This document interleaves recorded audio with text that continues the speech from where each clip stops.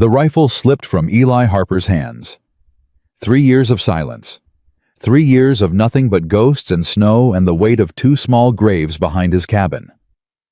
But the sight before him, a woman on her knees in frozen mud scraping rotted scraps from a broken barrel, while 2 children huddled behind her, their lips blue, their eyes hollow. That sight cracked something inside him he thought had died with Josie and Lily. "Get your things," he heard himself say, his voice rough from disuse. "You're coming home with me." Subscribe now and follow this story to the end. Comment your city below. I want to see how far this journey reaches. The first gunshot split the December air like breaking bone. Eli Harper pulled his mare to a halt, breath clouding in the bitter Wyoming wind. His hand moved to the Colt at his hip, instinct carved from battlefields he'd spent 3 years trying to forget. Second shot. Closer now. Then a child's scream. His fingers tightened on the reins. Every muscle in his body screamed at him to turn around to ride back up the mountain, where nothing could touch him, where the silence kept him safe from feeling anything at all. A third shot. A woman's voice, sharp with terror. "Damn it," Eli muttered. He spurred his horse forward. The Henderson cabin sat crooked against the gray sky, its roof sagging under the weight of old snow. 3 men on horseback circled the structure like wolves around wounded prey. Eli recognized the lead rider immediately. Ezra Blackwood in his fine wool coat and polished boots, looking as out of place in this wilderness as a rattlesnake in a church pew. "Come out, Mrs. Sutton." Blackwood's voice carried across the clearing smooth as oil on water. "Your husband's debts don't disappear just because he does. Pine Creek Bank doesn't forget." One of Blackwood's men, a thick-necked brute Eli knew as Jennings, fired his pistol into the air. The shot made the horses dance and sent a flock of crows screaming from the nearby pines. "We ain't leaving without them papers," Jennings called out. "Make this easy on yourself and the young'uns."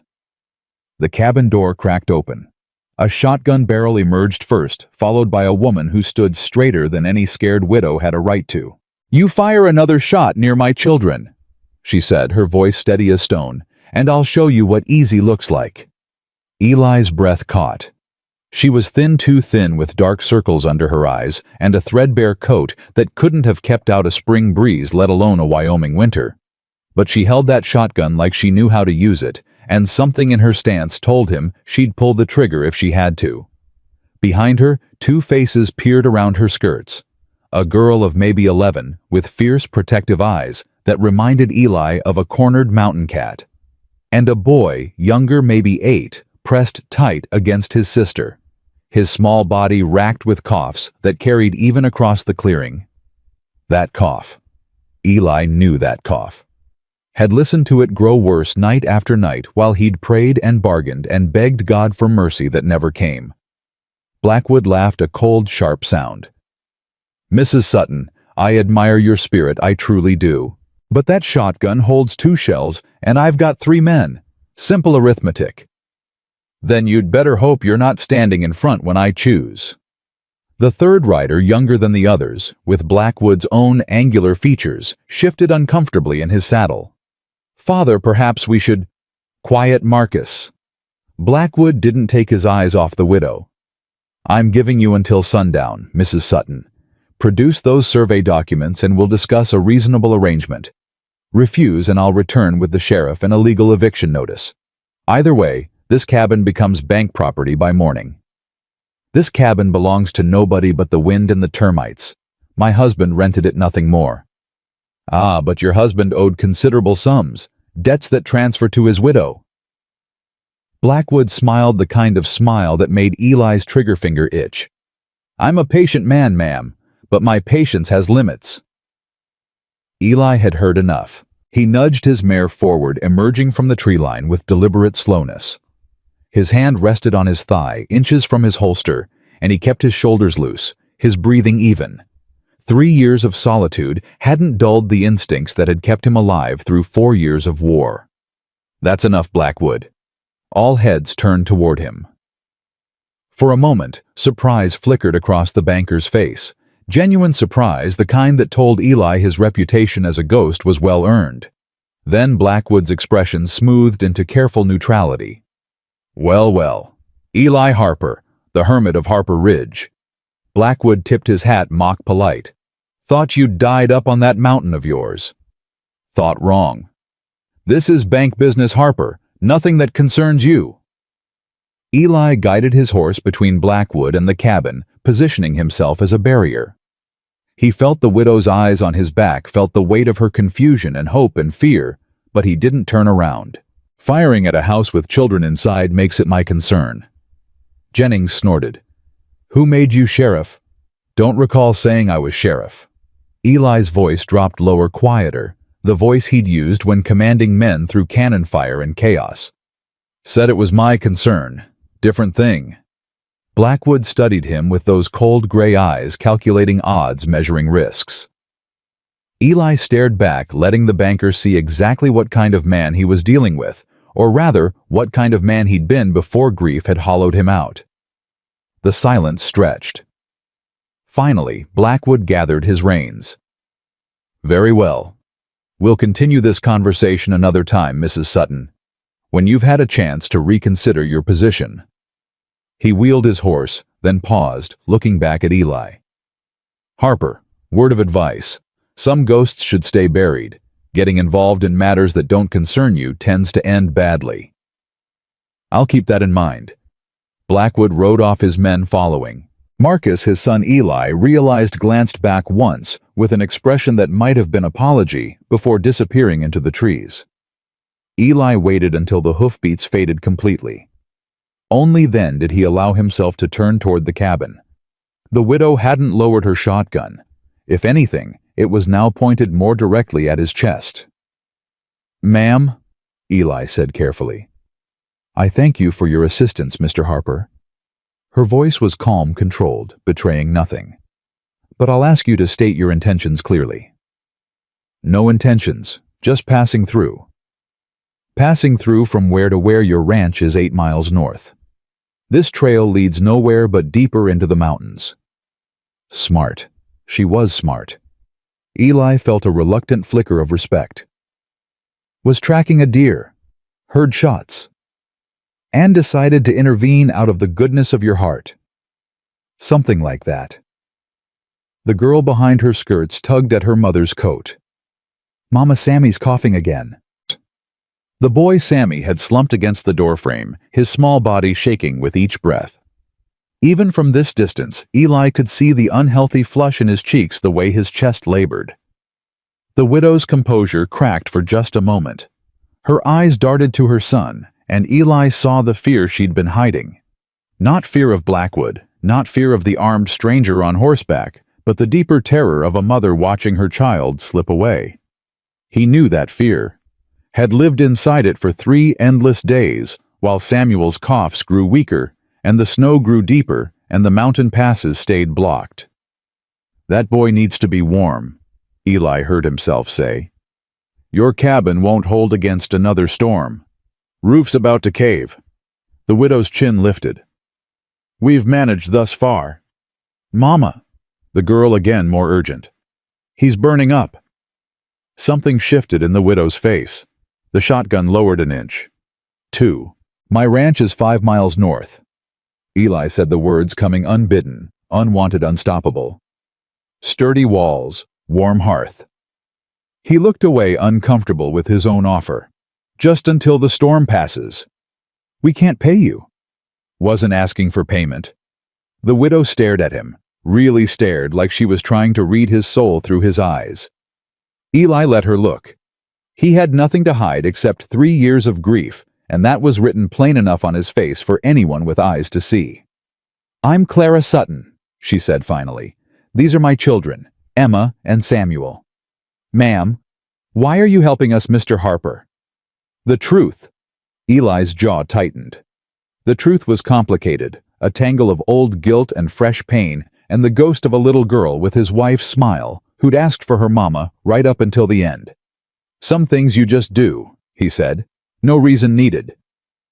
Clara Sutton watched him a moment longer. Then she lowered the shotgun completely and turned to her children. Emma, pack only what we need. Clothes, blankets, your father's chest. Nothing else. Yes, Mama.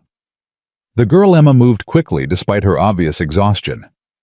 She had her mother's practicality, Eli noted, and something else too. Something hard and watchful that no 11-year-old should have in her eyes.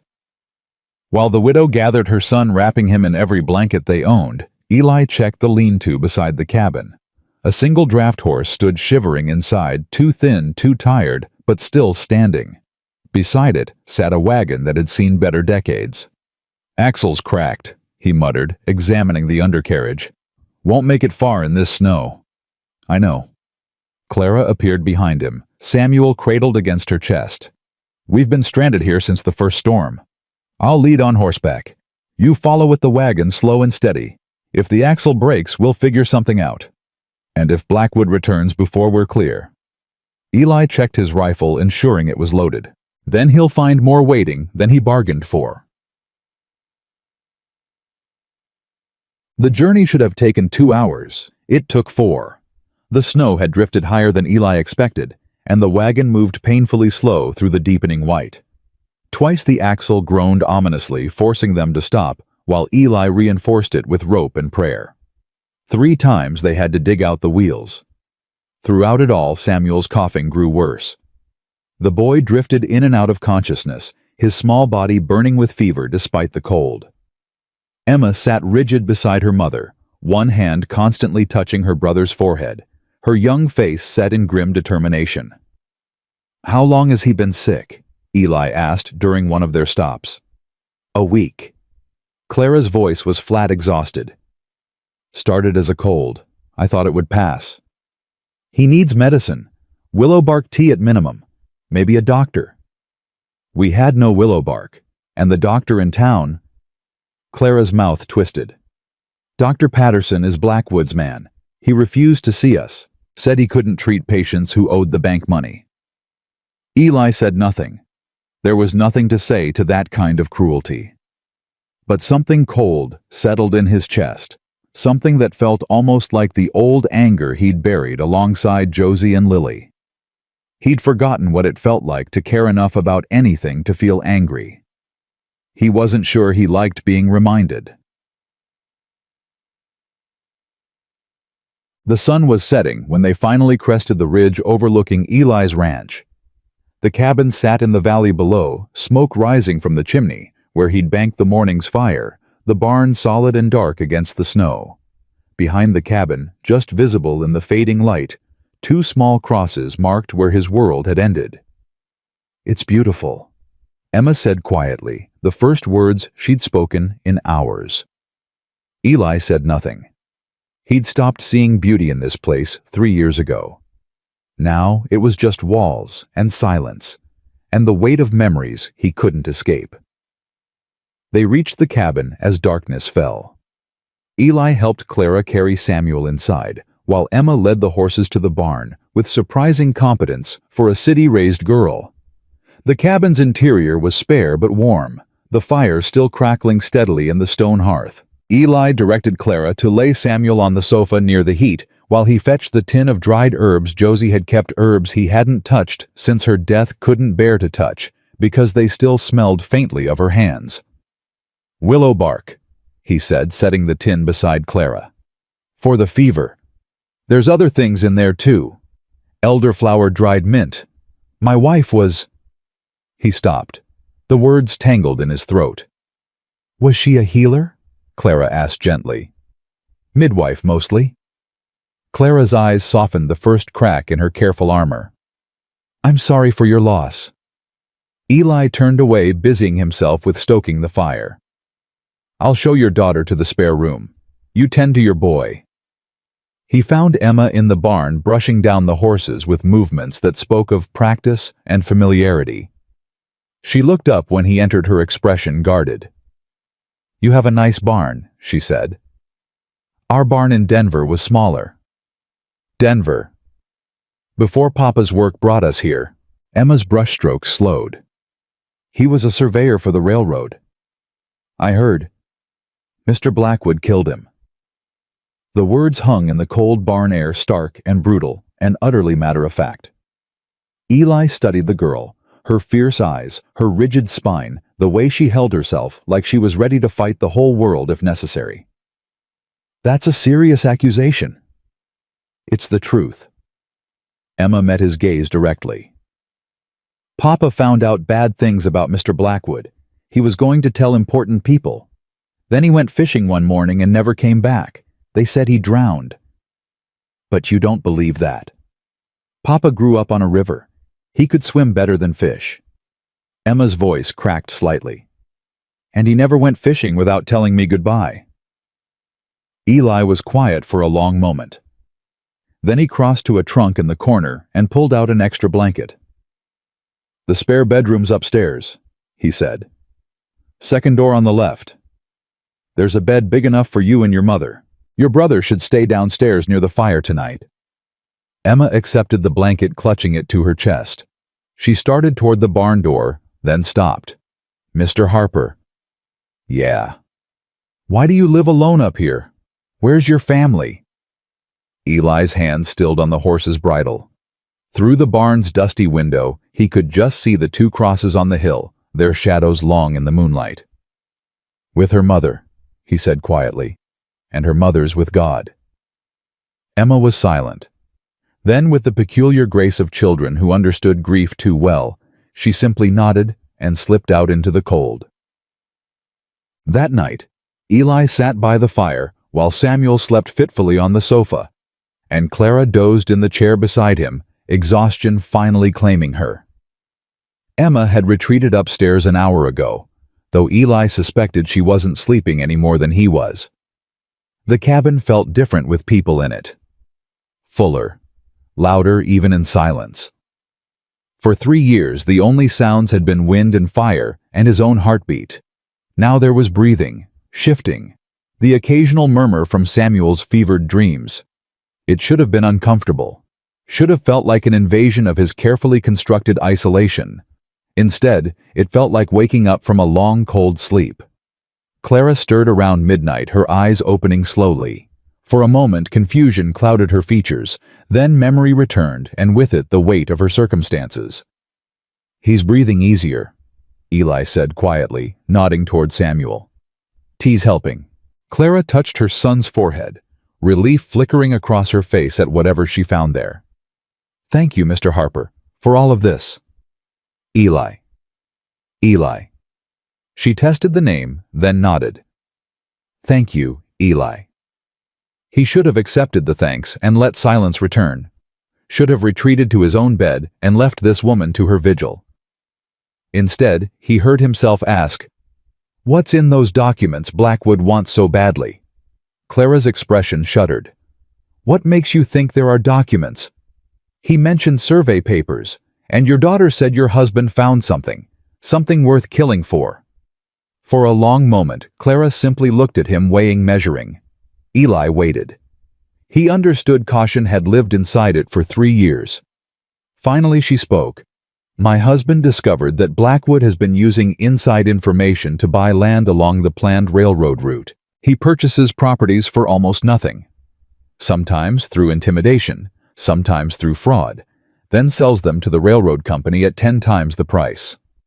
Common enough crime in these parts? Perhaps. But Will found more than simple land fraud." Clara's voice dropped. "He found evidence that Blackwood has connections in the federal land office. Someone feeding him information about the route before it's officially announced. And he found..." She hesitated. "He found signs that Blackwood has arranged for people to disappear. Homesteaders who refused to sell. A journalist who asked too many questions. My husband was gathering proof. And then he died. And then he was murdered." Clara's jaw tightened. "They found his body at the bottom of a cliff near our cabin. The sheriff ruled it an accident. Said Will must have slipped while hiking. But Will had a bruise on the back of his head. Not the front where it would be if he'd fallen face first. The back." Clara's eyes burned with a fury that Eli recognized, the kind of anger that kept you alive when everything else wanted you dead. And his boots were clean, not a speck of mud, not a scratch. As if someone had changed them after. Eli processed this.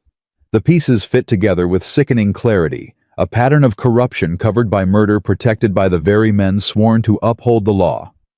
"The documents," he said. "Where are they?" "In a chest under our wagon seat." Will's journals survey maps letters between Blackwood and someone in Washington. Everything he gathered before. Clara's voice caught. "Before. Blackwood knows you have them. He suspects. That's why he's been trying to drive us out first with legal pressure, then with threats. He thinks if he can force us to leave, we'll abandon everything behind, including evidence he can destroy." "Will you?" Clara's eyes met his directly. "Mr. Blackwood murdered my husband Eli. He's trying to steal from families who have nothing. He's corrupted the law in 3 counties, and probably more." Her hands clenched in her lap. "I will see him answer for his crimes, if it's the last thing I do." The fire crackled between them, casting dancing shadows across the walls. Outside, wind howled around the eaves, carrying fresh snow against the windows. "Why tell me this?" Eli asked. "Because tomorrow, or the day after, when this storm clears, Blackwood will come back. He'll bring more men, and a legal excuse to take everything we have." Clara leaned forward slightly. "And I need to know when that happens, will you help us, or will you step aside and let him win?" The question hung in the air, heavy with implications Eli wasn't ready to face. Helping meant involvement. Involvement meant caring. And caring meant opening himself up to loss again. He thought of Josie, her gentle hands and laughing eyes. He thought of Lily, who'd never gotten to see her 5th birthday.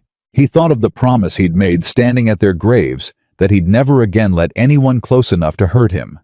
Then he looked at Samuel, fevered and fragile on his sofa. At Emma, who carried grief far too heavy for her young shoulders.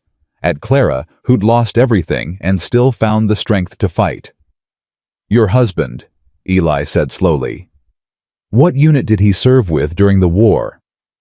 Surprise flickered across Clara's face at the change of subject. "The 12th Pennsylvania Infantry." "Why?" Eli's chest tightened. "The 12th Pennsylvania. One of the units he'd led through the worst fighting at Shiloh, when the world had turned to blood and smoke and screaming." "Did he ever mention his commanding officer?" "Sometimes. He spoke highly of his captain, said the man saved his life more than once." Clara's brow furrowed. "Why do you ask?" Eli stood abruptly, moving to the window where the night pressed black and cold against the glass. His reflection stared back at him, older, grayer, more broken than the young captain who'd commanded men through hell. "Because that captain was me," he said quietly. Silence. Then Clara was beside him, her hand touching his arm, the first contact she'd initiated between them. "You're him," she breathed. "The one Will talked about. Captain Eli Harper of the—" "Don't." Eli's voice was sharper than he intended. "That man died a long time ago." "He didn't die. He retreated." Clara's voice was gentle but firm. "There's a difference." Before Eli could respond, a sharp knock at the door shattered the moment. Both of them froze. It was well past midnight. No one visited Eli's ranch uninvited. No one. Eli moved silently to the window, peering through a gap in the curtains. A single figure stood on the porch, hunched against the cold features obscured by a wide-brimmed hat. "Who is it?" Clara whispered. Eli's hand moved to his holster. "Stay here. Keep the children quiet." He crossed to the door, positioned himself to one side, and pulled it open in one swift motion, gun raised and ready. The figure on the porch raised his hands quickly.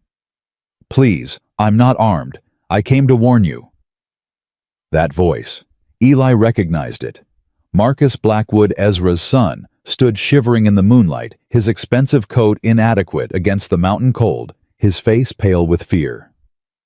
"My father is coming," Marcus said, words tumbling out in a rush. "At dawn. 8 men all armed. He's hired extra hands with orders to arrest Mrs. Sutton and seize everything she has." The young man's voice cracked. "By force if necessary." Behind Eli, Clara's sharp intake of breath was the only sound. "Why are you telling us this?" Eli demanded. Marcus's eyes met his, and in them Eli saw something unexpected. Shame. Genuine, bone-deep shame. "Because I watched my father become a monster," Marcus whispered, "and I can't watch it anymore." The storm was coming. Not just the snow, though, that was building on the horizon, clouds heavy and dark against the midnight sky. Another storm entirely. One made of guns and horses and a banker's vengeance. And Eli Harper, who had spent 3 years trying to disappear from the world, found himself standing directly in its path. Marcus Blackwood stood trembling on the porch, snow collecting on his shoulders like a shroud. Eli kept his gun raised, every instinct screaming that this was a trap. "Give me one reason not to put a bullet in you right now," Eli said quietly. "Because I'm trying to save their lives." Marcus's voice broke. "Please, I know what my father is. I've known for years. But this threatening women and children, burning people out of their homes, I can't be part of it anymore." Clara appeared at Eli's shoulder, her shotgun held ready. "How do we know this isn't some trick your father sends you ahead to gain our trust then? Then what, you're already trapped?" Marcus laughed bitterly. "You have nowhere to go in this storm. If my father wanted you dead, he wouldn't need tricks. He'd just wait until morning and ride in with his men." The logic was sound. Eli hated that the logic was sound. "Inside," he ordered, stepping back. "Slowly. Keep your hands where I can see them." Marcus entered the cabin with the careful movements of a man who understood he was one wrong step from a grave. His eyes swept the room, taking in Samuel's sleeping form on the sofa, Emma's pale face appearing at the top of the stairs. "The boy," Marcus said softly. "He's sick." "What do you care?" Emma's voice was sharp as broken glass. "I don't expect you to believe me, but I'm not my father." Marcus turned to face them, his shoulders slumping with exhaustion. "I never wanted any of this. The land deals the intimidation, He swallowed hard. "Mr. Sutton's death." Clara went rigid. "What do you know about my husband's death?" "Nothing concrete. Nothing I could prove." Marcus met her eyes. "But I know my father came home the night before Mr. Sutton's body was found and his clothes were wet. I know he burned those clothes the next morning, and I know he smiled when the sheriff delivered the news." The silence that followed was absolute. Eli watched Clara's face cycle through shock, fury, and something that looked almost like relief, the terrible validation of suspicions she'd carried alone for months. "Why are you telling us this now?"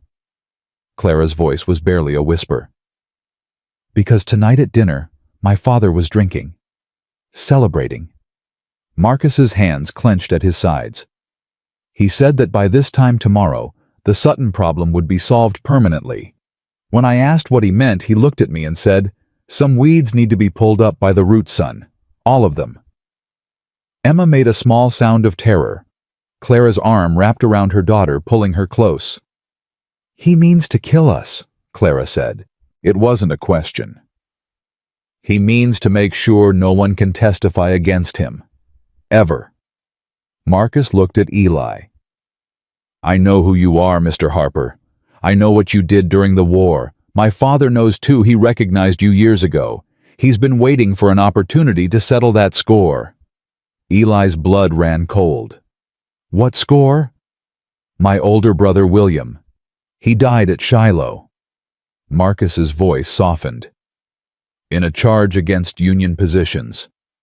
Your positions, Captain Harper. My father has never forgotten. When he realized you were helping Mrs. Sutton." Marcus spread his hands helplessly. "You're not just an obstacle anymore. You're a target." The pieces crashed together in Eli's mind with sickening clarity. This wasn't just about land fraud or stolen documents. This was personal. Blood calling for blood across a decade of nursing hatred. "Why help us?" Eli demanded. "He's your father." "He was my father." Marcus's jaw tightened. The man who raised me, who taught me right from wrong, that man died a long time ago. What's left is something I don't recognize anymore, something that frightens me." He paused. "And something I won't let destroy innocent children just to satisfy his vengeance." Clara stepped forward. "If we testify against your father, it will destroy your family's name, your reputation, everything." "I know. And you're willing to accept that?" Marcus looked at her for a long moment.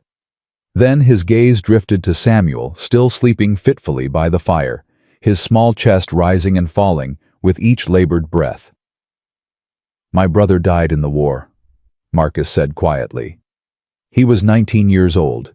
He believed in something, right or wrong, he believed. My father has spent every day since then twisting that loss into an excuse for evil. I won't let William's death be used to justify murdering children." His voice hardened. "Some things matter more than family name." Eli holstered his gun. The movement was instinctive, a recognition of something genuine beneath Marcus's fear. "8 men at dawn," Eli said. "What route are they taking?" "The main road through Copper Creek Pass.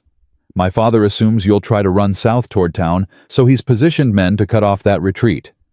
And the north road, unwatched as far as I know, but it leads deeper into the mountains. In this weather, you'd never make it through to Helena." Clara and Eli exchanged glances. The same thought passed between them, the documents in the wagon, the evidence that could bring Blackwood down useless if they died frozen in a mountain pass. "There's another way," Emma said suddenly. Everyone turned to look at her. She stood on the bottom stair, clutching the railing with white-knuckled hands, her young face set with determination. "Papa talked about it. The old mining trail past Eagle Cave. It's longer, but it connects to the Helena Road eventually." Emma swallowed hard. "He said he hid something there, something important, in case anything happened to him." Clara's breath caught. "Emma, what are you talking about?" "Papa gave me a letter before he died. He made me promise not to read it unless something bad happened." Emma's voice wavered. "Something bad happened, Mama. I read it." She pulled a folded paper from beneath her nightgown, a letter worn and creased from being hidden against her heart. With trembling hands, she held it out to her mother. Clara took it like it was made of glass. Her eyes moved across the familiar handwriting, and Eli watched as tears began to track silently down her cheeks. "Will," she breathed. "Oh, Will." "What does it say?" Eli asked gently. Clara read aloud, her voice thick with emotion. "My dearest Clara, if you're reading this, then my worst fears have come true. I've hidden copies of everything, the most important evidence, in Eagle Cave behind the owl carving near the back chamber. If anything happens to me, take the children and find Captain Eli Harper. He lives north of town on the mountain. I served under him during the war, and I know him to be a man of honor. He will protect you when I cannot. Tell Emma, I'm sorry I couldn't say goodbye. Tell Samuel to be brave. And know that I loved you, all of you, more than life itself. Your Will." The cabin fell silent except for the crackle of the fire and Samuel's ragged breathing. "He knew," Clara whispered. "He knew they were going to kill him. And he knew about you, Eli. He trusted you to save us." Eli felt the weight of those words settle onto his shoulders like a physical burden. A dead man's trust. A promise he'd never made, but was now bound to keep. "Eagle Cave is 6 miles east," he said slowly. "Through rough terrain. In good weather, it's a hard half-day's journey. In this storm—" "Can it be done?" Clara asked. Eli looked at Samuel, at the fever still burning in his cheeks, at Emma, exhausted but fierce, at Clara, who had already lost everything and still refused to break. "It can be done," he said, "but we leave now, before the storm worsens, before Blackwood's men have a chance to set their trap." Marcus straightened. "I can delay them. If I return home and tell my father I spotted you heading south toward town, he'll redirect his men, buy you a few hours at least." "That's a death sentence," Clara said. "When he finds out you lied, then he finds out." Marcus pulled on his gloves, his expression resolved. Some debts are paid in blood, Mrs. Sutton. I owe a debt to my brother's memory, to who my father used to be. He looked at Eli, and maybe to the men who died because of what the Blackwood family has become. Before anyone could argue, he slipped out into the night, vanishing into the swirling snow like a ghost. The preparations took less than an hour. Eli worked with grim efficiency, saddling horses, loading essentials onto his strongest mare. There was no time to take the wagon too slow, too visible. They would ride Clara and Samuel on one horse, Emma on another, with Eli leading the way on foot through the worst of the snow. "The documents," he said to Clara as she wrapped Samuel in every blanket they owned. "We need to bring them. I've packed them in my saddlebag. Will's journals, the letters, the maps, everything." Clara's hands moved with steady precision, despite the fear in her eyes. "If we can reach Eagle Cave, we'll have everything we need to destroy Blackwood. And if we don't reach it," Clara met his gaze, "then we die knowing we tried." Eli nodded. He could respect that kind of resolve. Emma appeared beside him as he secured the last of their supplies. She carried her father's letter pressed against her chest, guarding it like a sacred relic. "Mr. Harper." "Yeah. Papa said you saved his life at Shiloh, that you carried him through gunfire when everyone else ran." Eli's jaw tightened.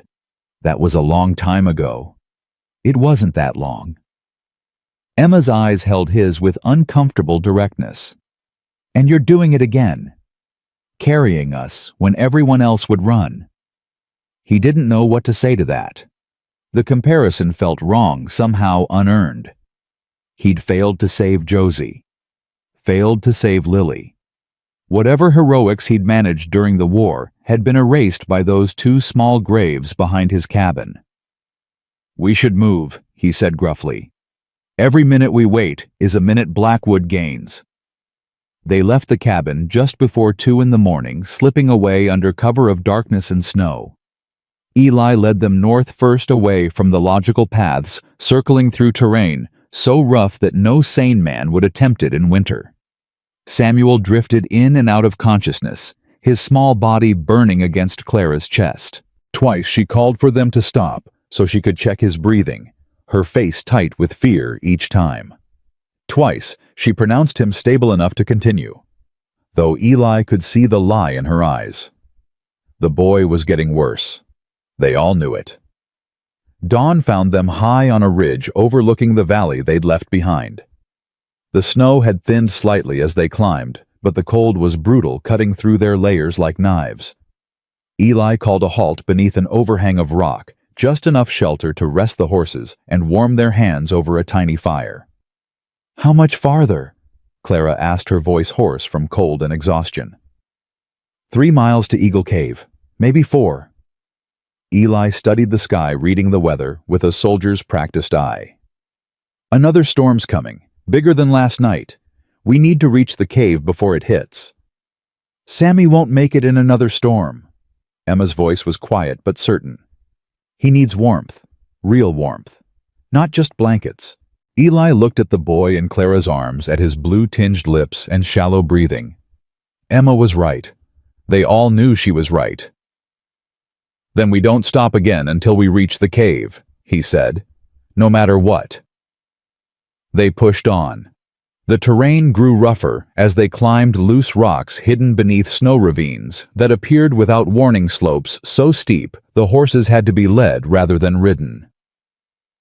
Eli broke trail with his body stamping down snow and testing footholds before signaling the others to follow.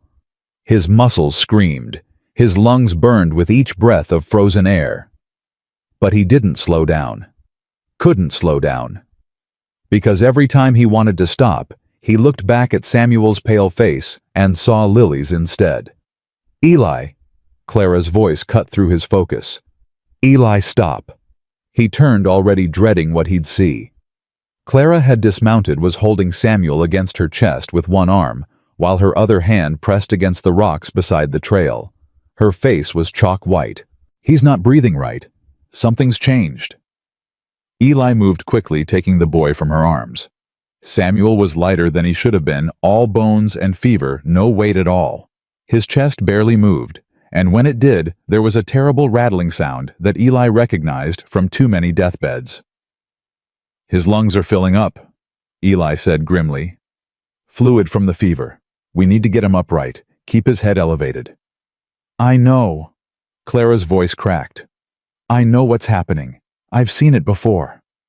She grabbed Eli's arm, her grip desperate. "How far?" "Half a mile, maybe less." "Can he make it?" Eli looked at the boy in his arms, at the fragile rise and fall of his chest, at the shadows under his eyes, at the way his small hands had stopped clutching at blankets and now lay limp at his sides. "He has to," Eli said. He started walking, not running. Running would jostle the boy too much, but moving with a fierce ground-eating stride that ate up the distance as fast as humanly possible.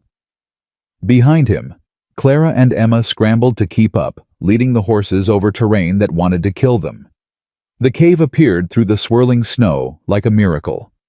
It was larger than Eli had expected, its mouth, a dark slash in the rocky hillside, partially obscured by drifted snow. Warmth rose from within, geothermal, he realized, from hot springs somewhere deep in the mountain. The air smelled of minerals and damp stone. "Inside," he ordered. "Quickly." They stumbled into the darkness, horses and humans alike desperate for shelter. The temperature rose noticeably as they moved deeper, the brutal cold giving way to something almost comfortable. Emma found dry wood along the cave walls, old timber from the abandoned mining operation, and Eli built a fire with hands that shook from exhaustion. As the flames caught and grew warm, light filled the chamber, revealing walls scarred with pickaxe marks and tunnels that disappeared into blackness. "Here." Clara had spread blankets near the fire, creating a bed for Samuel. "Eli, help me." Together they positioned the boy with his head elevated, propping him against rolled blankets to keep his airways as clear as possible.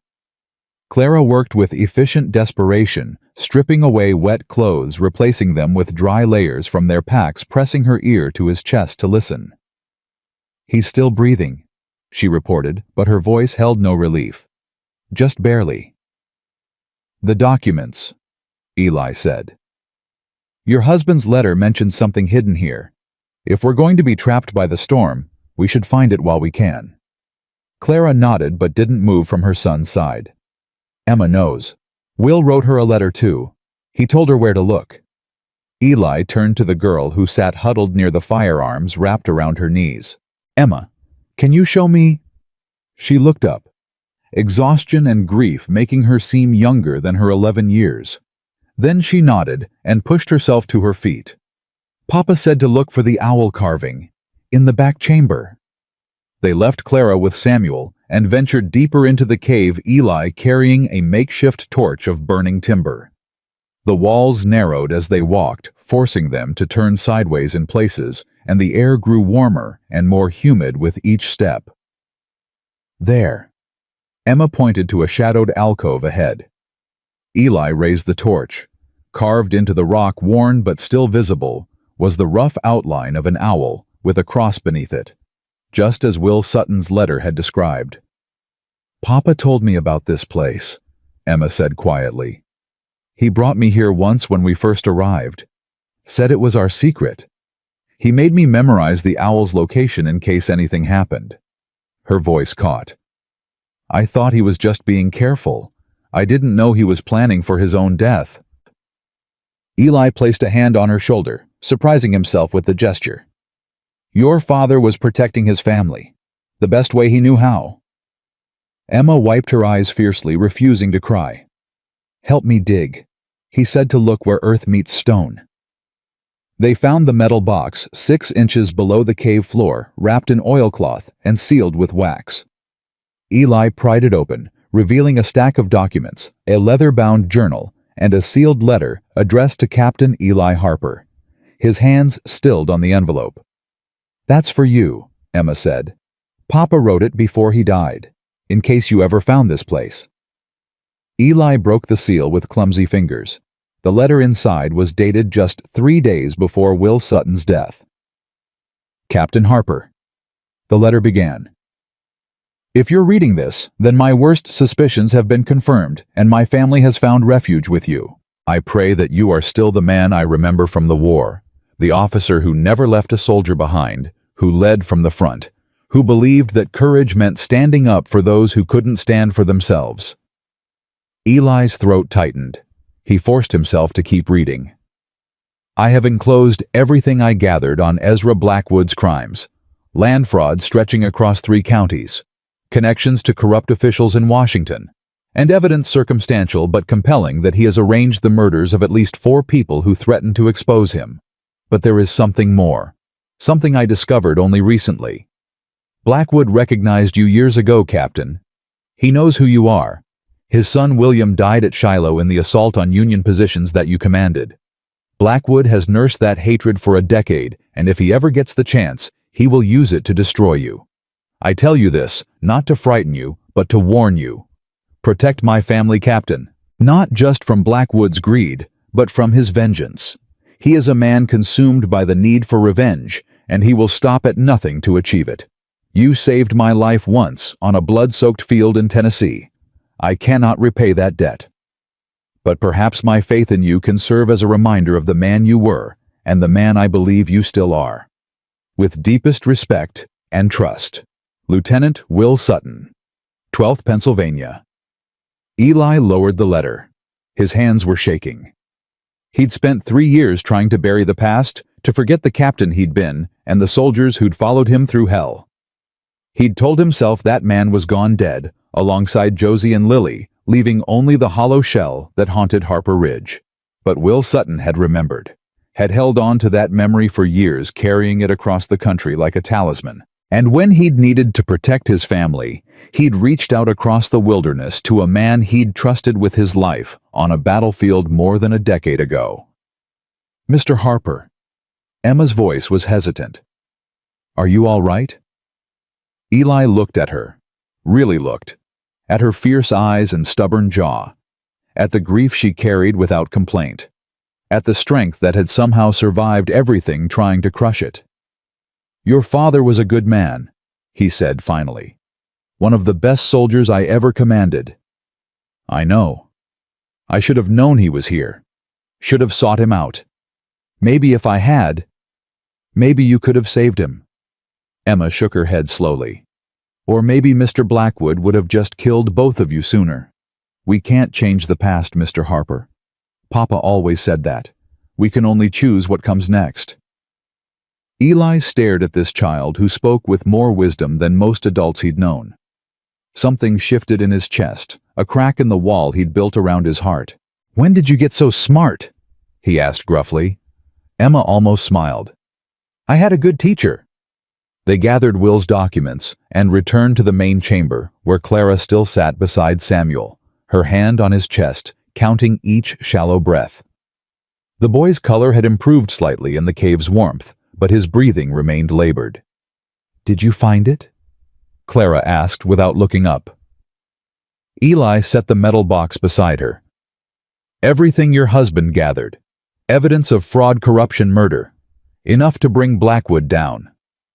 He hesitated. And a letter. From Will. To me. Clara's head lifted. Her eyes searched his face. He knew I served under him. Eli said quietly. Remembered me from the war. He asked me to protect you. All of you. And will you? The question hung in the air between them, a challenge and an offer and a plea all at once. Eli looked at Samuel, still fighting for each breath. At Emma, exhausted but unbowed. At Clara, who had lost everything and still found the strength to keep fighting. He thought of Josie, who had loved him even when he'd been broken by war, who had believed he could heal, could be more than the violence that had shaped him. He thought of Lily, who had never known her father as anything but gentle, who had trusted him to keep her safe from anything the world could throw at them. He had failed them, failed to save them when it mattered most. But maybe, just maybe, he could succeed here. Could honor their memory not by hiding from pain, but by standing against it. By being the man they'd believed he was. Yes, Eli said. I will. Clara's hand found his in the firelight, her fingers cold but steady. Then we fight together. For Will, for your family, for all of them. Together, Eli agreed. Outside the cave, the storm had arrived in earnest wind, howling across the mountain like the voices of the dead. But inside, gathered around the fire with the evidence they needed to bring a murderer to justice, they were safe. For now. And somewhere hours behind them, on a snow-choked trail, Ezra Blackwood was discovering that his son had lied. The hunt was about to begin. The storm raged through the night and into the next morning, sealing them inside Eagle Cave like prisoners in a stone tomb. Eli took turns keeping watch at the entrance rifle, ready, eyes straining through the white curtain of snow for any sign of pursuit. Samuel's condition worsened as the hours crawled by.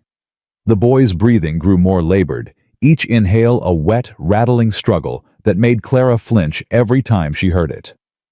She worked tirelessly, applying poultices from the herbs they'd brought, forcing sips of willow bark tea between his cracked lips, doing everything her training as a nurse's daughter had taught her. It wasn't enough. They all knew it wasn't enough. He needs a real doctor, Emma said quietly, her voice hollow with exhaustion. She hadn't slept since they'd arrived, refusing to leave her brother's side. He needs medicine we don't have. The nearest doctor is in Helena, Eli replied. 2 days' ride in good weather. In this storm, there has to be something. Emma's composure finally cracked, tears streaming down her dirty cheeks. There has to be. Papa wouldn't have sent us here just to watch Sammy die. Clara pulled her daughter close, holding her tight, while her own tears fell silently into Emma's hair. Over their heads, her eyes met Eli's, and he saw the terrible knowledge there, the acceptance of what was coming. There might be another option, Eli said slowly. Both of them looked at him. My sister, Abigail. The name felt strange on his tongue after so many years. She's a doctor, lives about 15 miles from here near Thompson's Creek. Clara's brow furrowed. You have a sister? Had. I thought she died during the war. Turns out she didn't. Eli ran a hand through his hair, frustrated by his own ignorance. Pastor Crane mentioned her a few weeks back, said a woman doctor had set up practice in the area. I wasn't ready to believe it might be her. But you think it is? She asked about my pocket watch, the one with the dent. Eli pulled the watch from his vest, turning it over in his hands. I got this from our father. Abby was the only person who knew about the dent. I dropped it during a game when we were children. She teased me about it for years. Hope flickered in Clara's eyes, dangerous hope, the kind that could destroy you if it proved false. Can we reach her? Not in this storm, but if it breaks by morning. Eli looked toward the cave entrance, where wind shrieked like tortured souls. If it breaks, I can make it. Alone on horseback traveling light. I could reach her cabin by nightfall and bring her back. And leave us here unprotected. The cave is hidden, well provisioned. You have weapons. Eli's jaw tightened. It's Samuel's best chance. Maybe his only chance. Clara looked at her son, at his pale face and blue-tinged lips, at the shallow rise and fall of his chest that seemed weaker with every passing hour. Do it, she said. Whatever it takes, save my boy. The storm broke just before dawn. The wind died, first dropping from a howl to a whisper to nothing at all. Then the snow began to thin flakes, falling gently instead of driving horizontally. By the time gray light filtered into the cave, the world outside had transformed into a pristine white silence. Eli prepared to leave with grim efficiency. He took only his rifle, his pistol, and enough food for a single day. Everything else stayed with Clara and Emma, weapons, ammunition, supplies. If I'm not back by tomorrow night, take the documents and head for Helena, he told Clara. Don't wait for me. Don't look back. Eli, promise me. Clara's eyes searched his face. Whatever she found there made her nod slowly. "I promise." He turned to Emma, who stood rigid with her arms crossed, her expression a mask of determined stoicism. "Watch over them, both of them." "I will." Emma's voice was steady. "Mr. Harper, come back alive. Mama needs you." The words hit him harder than he expected. He nodded once, unable to find words, and headed for the cave entrance. Clara caught his arm before he reached the opening. "Eli, wait." He turned back. She stood close to him, closer than she'd ever been, her face tilted up toward his. "Thank you," she said softly. "For everything. For not turning away when you had every reason to.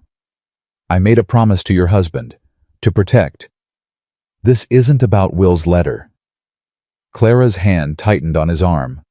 "This is about you, the man you are, the man you've been hiding from for 3 years."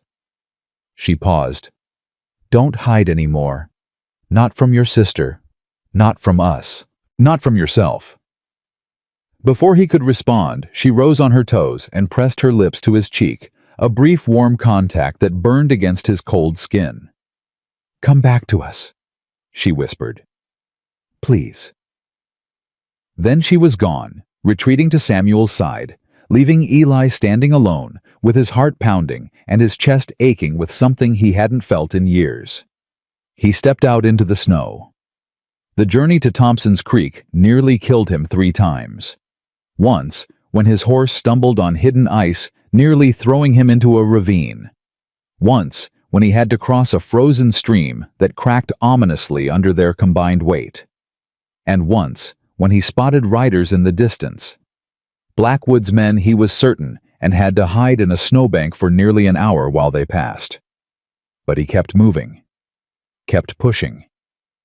Because every time he wanted to stop to rest, to give up, he saw Samuel's pale face. Heard Emma's fierce voice. Felt Clara's lips against his cheek. "Come back to us." He reached the cabin near Thompson's Creek as the sun was setting, painting the snow in shades of orange and gold. It was a small structure, sturdy and well-maintained, with smoke rising from the chimney and a single horse tethered in the lean-to beside it. Eli dismounted on numb legs, stumbling as he approached the door. His knock was weak, barely more than a tap, but it was enough. The door opened, and there she was. Abigail Harper stood in the doorway, older than he remembered but unmistakable, the same dark hair now streaked with silver, the same sharp eyes, the same stubborn set to her jaw that had driven their father to distraction when they were children. "Nathan," she breathed, using his first name, the name he'd abandoned years ago. "Dear God, it's really you." "Abby." His voice broke on the syllable. "I thought you were dead." "I thought the same about you." She reached out her hand, trembling, and touched his face as if to confirm he was real. "They told me your unit was wiped out at Chickamauga. I searched for you after the war, for years. Then I heard about a Eli Harper living as a hermit in the Wyoming mountains, but I couldn't believe. I wasn't sure. It's me." Eli swallowed hard. "I'm sorry. I'm sorry I never looked for you. I'm sorry I—" Later. Abby's expression shifted from wonder to concern as she took in his condition, the frost on his clothes, the exhaustion in his eyes, the desperate edge to his movements. "Something's wrong. Tell me." "A boy, 8 years old. His lungs are filling with fluid from fever. He's dying, Abby. I need your help." His sister's demeanor changed instantly, the emotional reunion giving way to professional focus. "Where is he?" "Eagle Cave, 15 miles east. His mother's with him, Clara Sutton. She has some medical training, but not enough. Not for this." Abby was already moving, grabbing her medical bag, pulling on her coat. "I know Clara Sutton. Her husband brought her to see me once before he died. Wanted me to confirm she was healthy enough to travel." She paused, her eyes meeting Eli's. "I heard what happened to Will. I heard the rumors about Blackwood. The rumors are true. All of them. Clara has evidence." "Good." Abby's voice hardened. "Then let's save her son so she can use it." They rode through the night, Abby matching Eli's punishing pace without complaint. She asked questions as they traveled about Samuel's symptoms, about the treatments Clara had tried, about how long the boy had been sick, her mind already working through possibilities. "It sounds like pneumonia," she said grimly. "Advanced pneumonia. The fluid in his lungs is likely bacterial. Without proper drainage and medication, he could drown in his own secretions." "Can you save him?" Abby was quiet for a long moment. "I can try. That's all any doctor can promise." They reached Eagle Cave as dawn was breaking, the second dawn since Eli had left. He'd been gone nearly 36 hours longer than he'd hoped, shorter than he'd feared. Clara met them at the cave entrance, shotgun raised, her face gaunt with exhaustion and worry. When she recognized Eli, her composure shattered. "You came back." Her voice cracked. "You actually came back." "Told you I would." Eli dismounted his legs, nearly giving out. "Clara, this is my sister, Dr. Abigail Harper." Abby was already pushing past them, her medical bag clutched in her hands. "Where's the boy, quickly?" They led her to Samuel's makeshift bed by the fire. The boy looked worse than when Eli had left. His skin had taken on a grayish tint, and his breathing was barely audible. Abby knelt beside him, her hands moving with practiced efficiency. She pressed her ear to his chest, listening. She checked his pulse, his temperature, the color of his lips and fingernails. Her expression grew grimmer with each examination. "How long since he's been conscious?" she asked. "He woke briefly yesterday afternoon." Clara answered, her voice tight with fear. "Only for a few minutes. He asked for water, then slipped away again." "Has he coughed up anything? Blood-colored mucus?" "Some. Greenish yellow. This morning, there was a little blood." Abby nodded, reaching into her bag. "I need hot water. As hot as you can get it. Clean cloths. And I need everyone to stay calm no matter what happens next." "What are you going to do?" Emma asked. She hadn't left her brother's side since Eli had returned, her small hand gripping Samuel's limp fingers. "I'm going to drain the fluid from his lungs." Abby pulled out a frightening array of instruments, tubes, syringes, sharp-edged tools that glinted in the firelight. "It's going to look brutal. It's going to sound worse. But if I don't do it, he'll be dead before sunset." Clara's face went white, but she nodded. "Do whatever you have to do. Save my son." The next hour was the longest of Eli's life. He held Clara while Abby worked, feeling her flinch with every sound that came from Samuel's bed, the wet gurgle of fluid being drained, the boy's weak cries of pain when he briefly surfaced from unconsciousness, Emma's soft sobbing as she refused to let go of her brother's hand. Abby's hands never wavered. Her voice remained calm and steady, talking them through each step as she worked to clear Samuel's lungs. "There's more fluid than I expected. That's not necessarily bad. It means the infection had somewhere to go instead of attacking his organs. Hold him still. This part will hurt." Samuel screamed a thin, reedy sound that tore at Eli's heart. "Almost done. Just a little more. Clara, I need you to keep his head elevated, higher. Yes, like that." Minutes stretched into eternity. The fire crackled. Wind moaned outside the cave. And slowly, impossibly, Samuel's breathing began to change. The wet rattling eased. The grayish tint faded from his skin. His chest began to rise and fall, with something approaching normal rhythm. "He's stabilizing." Abby sat back on her heels, exhaustion evident in every line of her body. "The worst is over, but he's going to need rest. Real rest in a warm bed with proper food and medicine. He can't travel for at least a week." "We don't have a week." Eli's voice was heavy. "Blackwood's men are hunting us. They've probably already found our trail. Then we make our stand here." Clara's voice was surprisingly steady. "We have weapons. We have a defensible position. And we have something worth fighting for." Abby looked between them, understanding dawning in her eyes. "You're not just running from Blackwood, are you? You're planning to bring him down. He murdered my husband." Clara's jaw tightened. "He's terrorized families across 3 counties. He's corrupted the law itself. Yes, I'm planning to bring him down, and I'll die before I let him hurt my children again." Abby nodded slowly. Then you'll need help. More than just my brother and his rifle. What kind of help? I know people in Helena, honest people. A federal marshal named Thompson who's been investigating Blackwood for months. A judge named Richardson who can't be bought. Abby's eyes met Clara's. If you can get your evidence to them, Blackwood is finished. We know, Eli said. That's where we were heading before Samuel got worse. Then as soon as he's strong enough to travel, I'll guide you there myself. Abby began packing her instruments. But for now, we wait. We rest. And we pray Blackwood doesn't find us before we're ready to move. The prayer went unanswered. They had 3 days of peace. 3 days of watching Samuel slowly improve, of Clara finally getting real sleep, of Emma learning to smile again. 3 days of Eli and Abby rediscovering the siblings they'd been before the war had torn them apart. On the morning of the 4th day, Eli was keeping watch at the cave entrance when he saw them riders emerging from the tree line, at least 8 of them, moving with the deliberate purpose of men who knew exactly where they were going. They found us, he said quietly. Clara appeared at his shoulder, her face pale but determined. How many?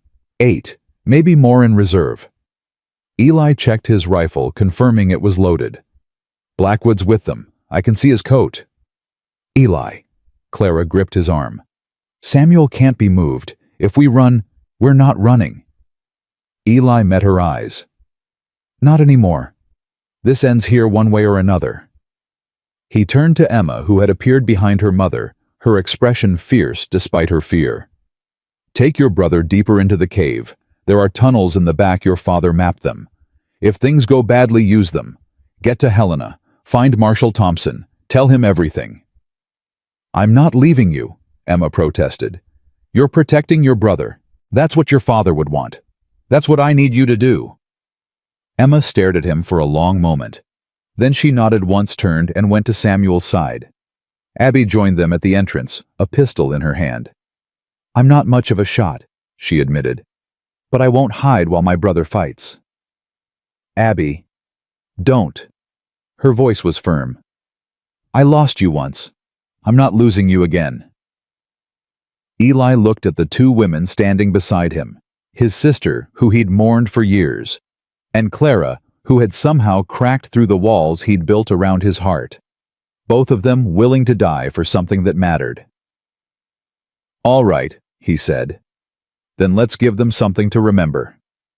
Blackwood's men spread out as they approached the cave, taking cover behind rocks and trees, their rifles trained on the entrance. Blackwood himself remained at the rear, his expensive coat stark against the snow, his face twisted with something that went beyond simple hatred. Harper. His voice echoed across the clearing. I know you're in there. I know you have the Sutton woman and her brats. This doesn't have to end in blood. Eli stepped into the cave entrance, rifle raised, making himself a target. Funny. That's exactly how I thought it would end. Blackwood's eyes narrowed. You should have stayed on your mountain playing dead. This isn't your fight. You made it my fight when you murdered a man I served with. When you threatened his widow and children. When you burned your way across this territory thinking no one would stop you.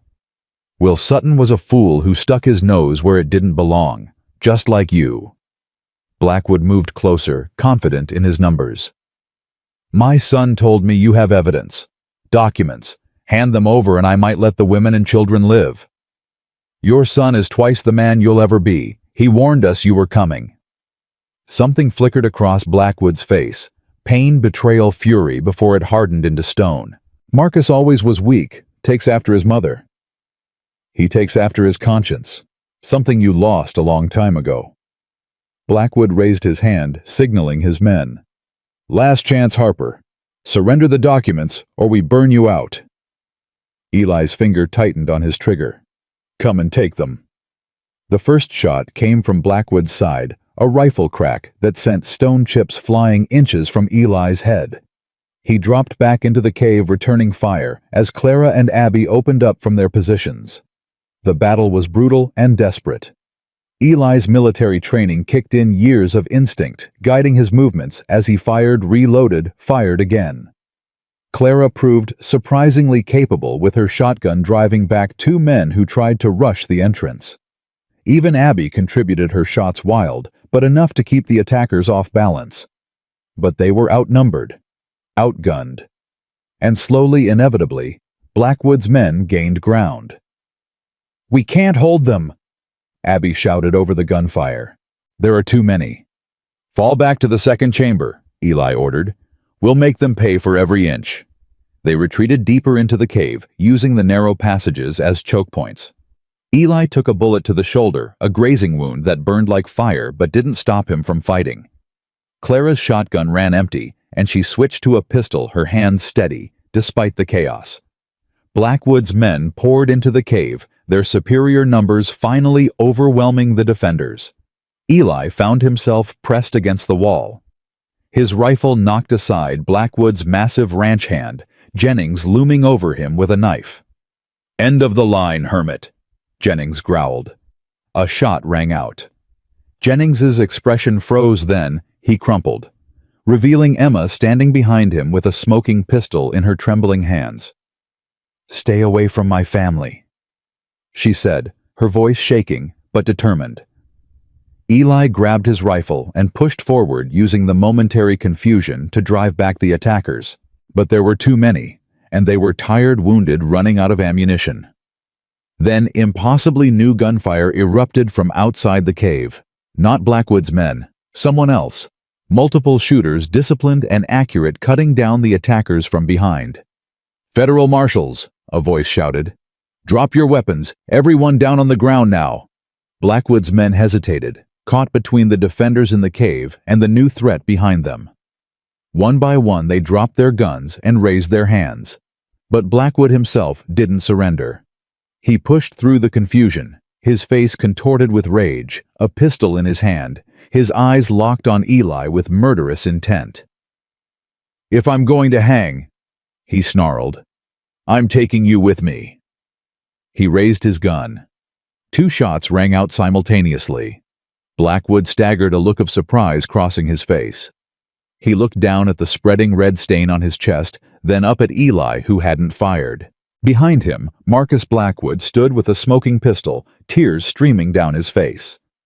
"I'm sorry, Father," Marcus whispered, "but I couldn't let you kill anyone else." Ezra Blackwood fell to his knees, then forward onto his face and moved no more. The silence that followed was absolute. Then Marshal Thompson appeared in the cave entrance, his badge glinting in the firelight, his expression grim but satisfied. "Mrs. Sutton," he said, "I believe you have some documents for me." Clara's hands trembled as she pulled Will's documents from the hidden compartment in her saddlebag. The papers were creased and worn from the journey, but intact. Everything her husband had died for, everything Blackwood had killed to suppress, now passed into Marshal Thompson's waiting hands. "Mrs. Sutton," Thompson's voice was gentle as he accepted the evidence. "Your husband was a brave man. What he gathered here will bring down one of the largest corruption rings in the territory." Clara nodded, unable to speak. Behind her, Emma pressed close against her side, and Samuel, still weak but alive, wonderfully alive, clung to her hand with surprising strength. "How did you find us?" Eli asked.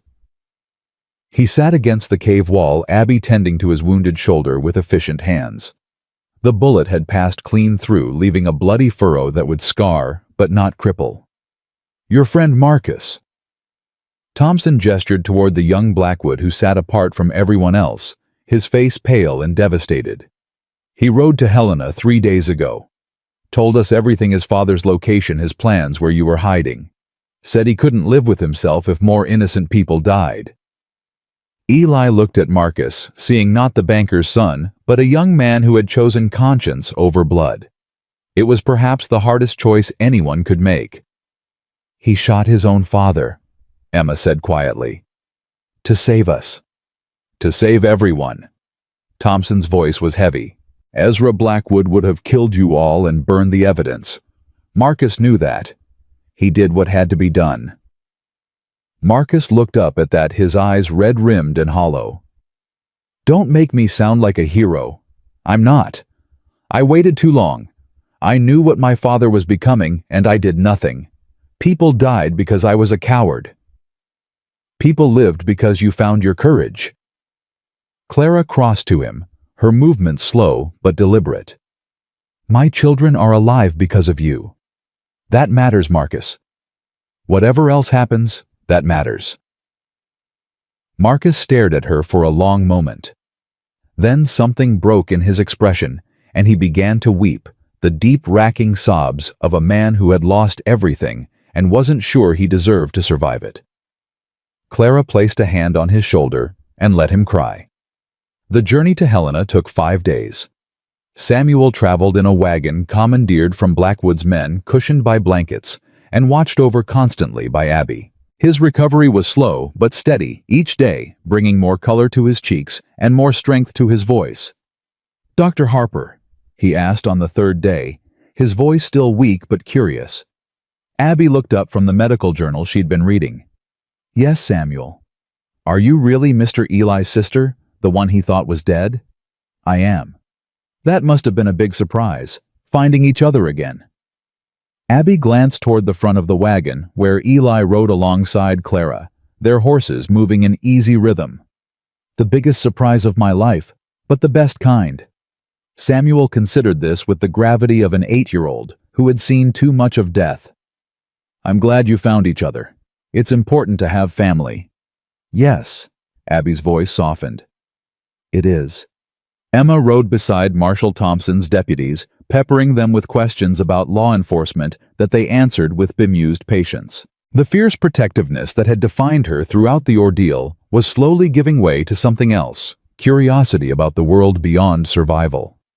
Interest in a future she was finally starting to believe she might have. "She's remarkable," Thompson observed to Clara during a rest stop. "Most children would be destroyed by what she's been through. Emma has her father's strength." Clara watched her daughter demonstrate proper shotgun loading technique to an impressed deputy. "Will always said she'd change the world someday. I'm starting to believe him." "And the boy?" Clara's gaze shifted to the wagon where Samuel's laughter rang out at something Abby had said. "Samuel has his father's heart. He sees good in people even when they don't deserve it. Even now, after everything, he asked me if Mr. Marcus would be okay." Thompson was quiet for a moment. "What will you do after the trial?" Clara's eyes found Eli, who stood apart from the group checking his horse's hooves with the automatic efficiency of a man accustomed to solitude. As if sensing her gaze, he looked up and something passed between them, a question, a promise, a possibility. "I don't know yet," Clara said honestly, "but I think I'm ready to find out." Helena bustled with activity when they arrived, word of Blackwood's death having preceded them. People lined the streets, some curious, some hostile, most simply shocked that the untouchable banker had finally fallen. Judge Richardson met them at the courthouse steps, his stern face betraying nothing as he reviewed the documents Clara provided. "This is comprehensive," he said finally. "Land fraud, forgery, conspiracy, bribery of federal officials." His eyes lifted to meet Clara's. "And evidence strongly suggesting murder. Multiple murders." "My husband was one of them." Clara's voice didn't waver. "I want his name cleared. I want the world to know he died trying to protect innocent people." "You'll have that and more, Mrs. Sutton." Richardson turned to Thompson. "Marshal, I want every person named in these documents arrested by week's end. Start with the land office officials in Washington.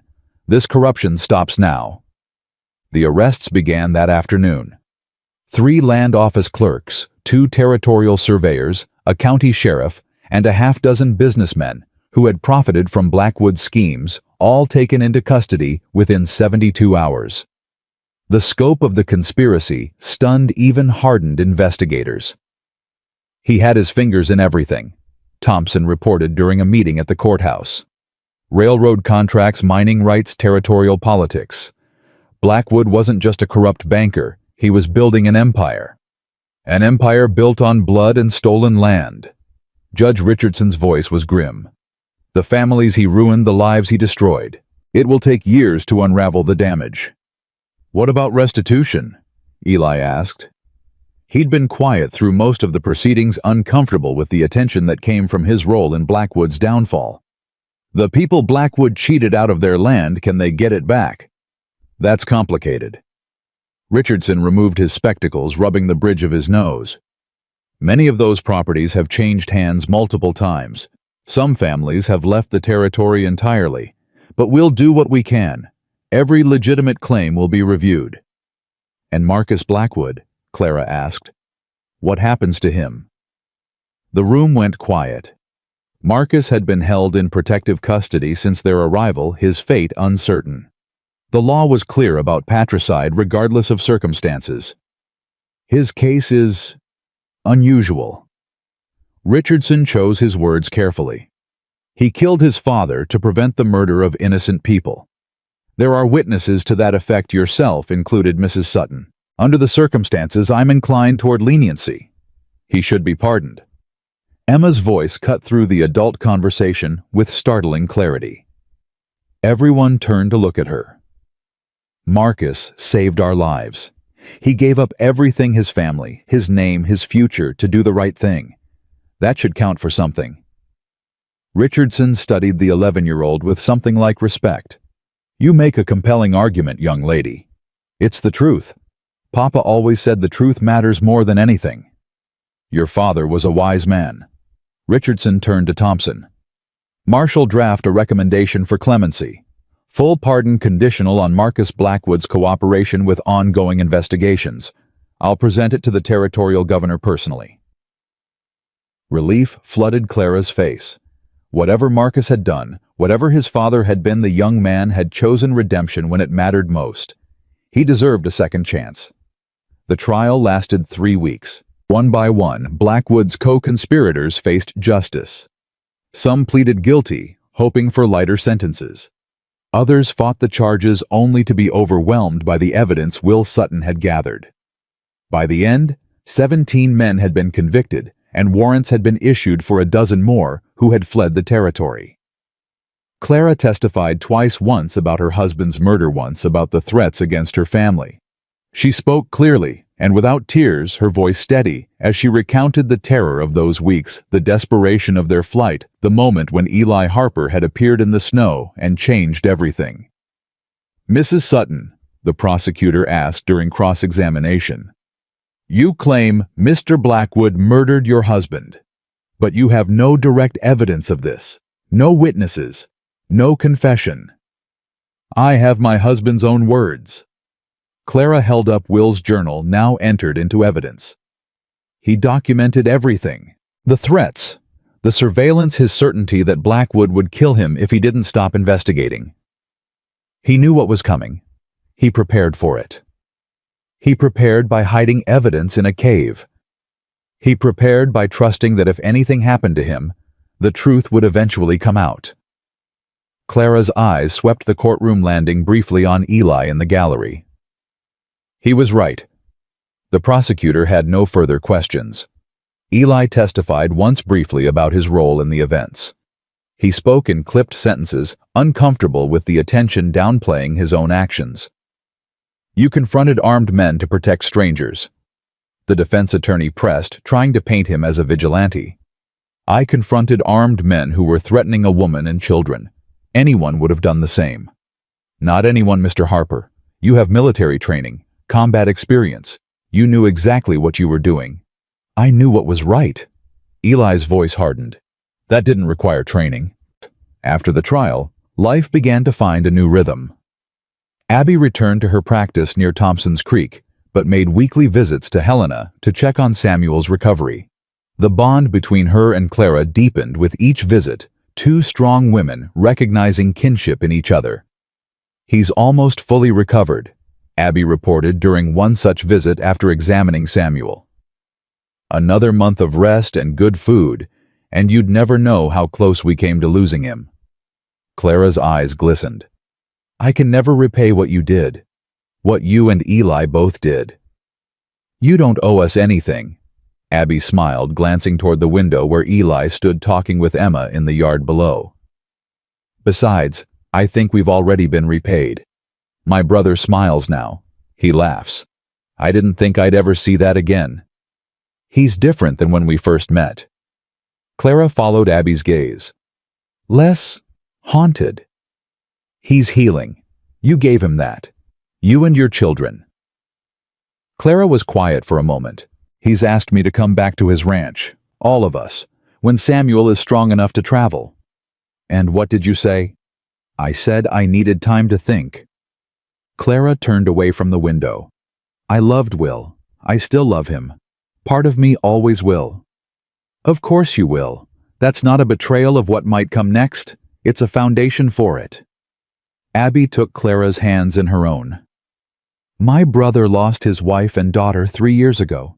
He buried his heart along with them. I'd given up hope of him ever finding his way back to the living.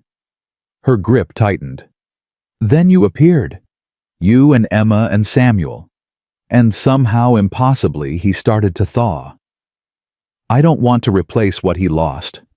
You couldn't even if you tried, just like he couldn't replace Will. Abby's voice was gentle but firm. But that's not what love is, Clara.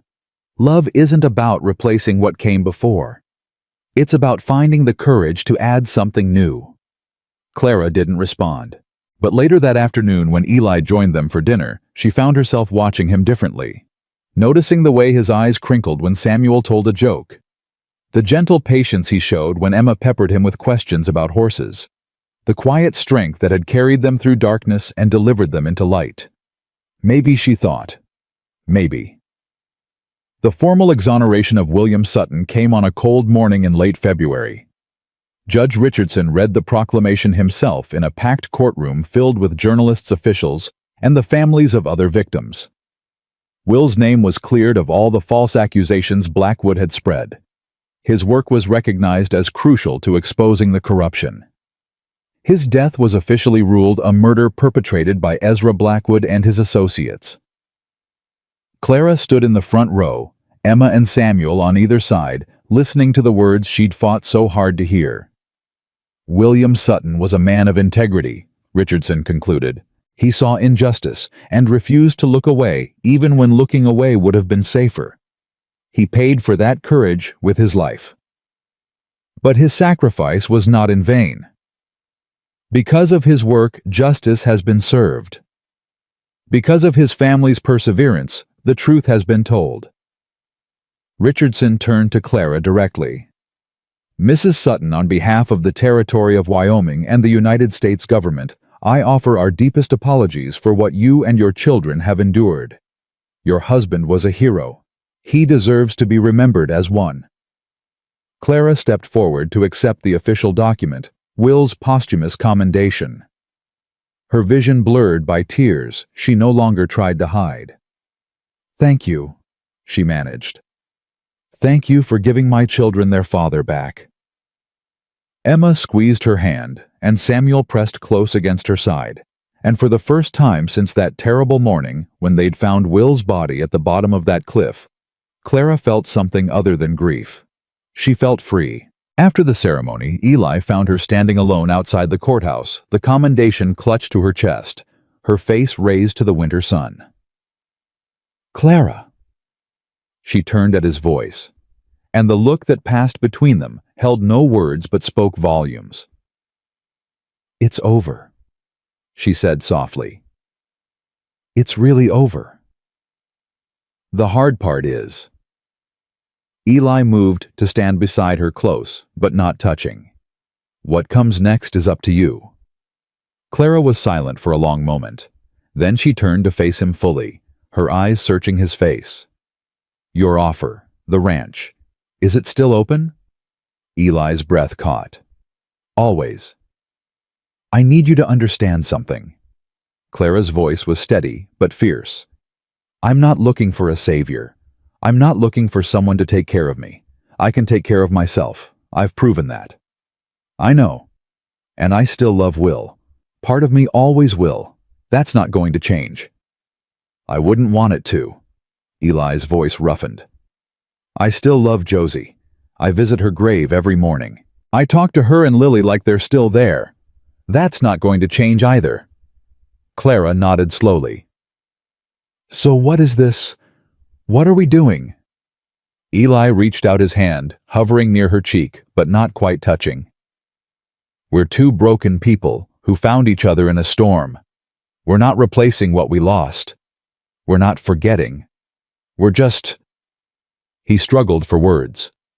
We're choosing to keep living, together, if you want. Emma adores you. Clara's lips curved slightly. Samuel wants you to teach him to ride a horse. A real horse, not a pony. And their mother? What does she want?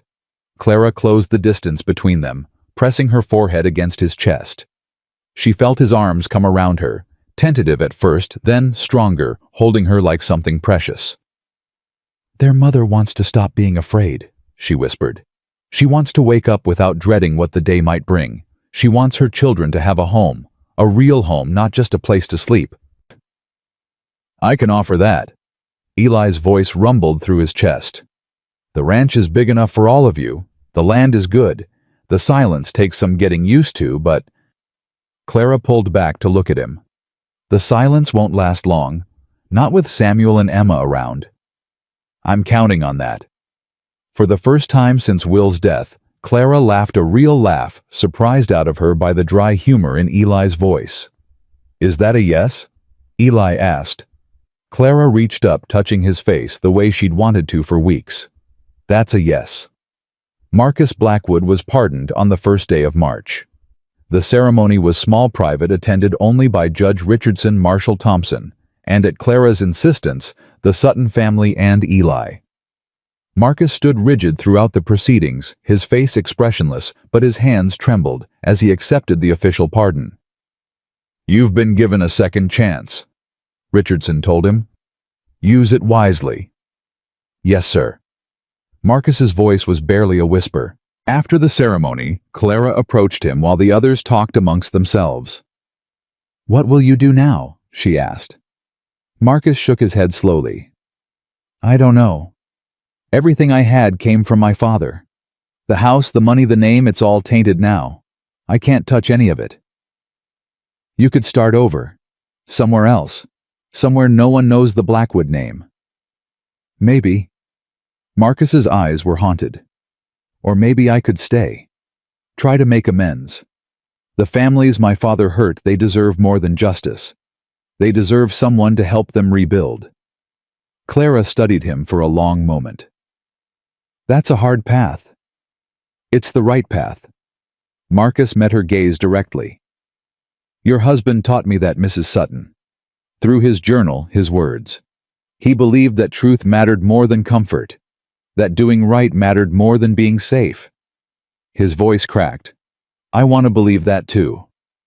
Clara reached out and took his hand. Then you will. And if you ever need help, ever, you know where to find us. Marcus's eyes glistened. Thank you. For everything.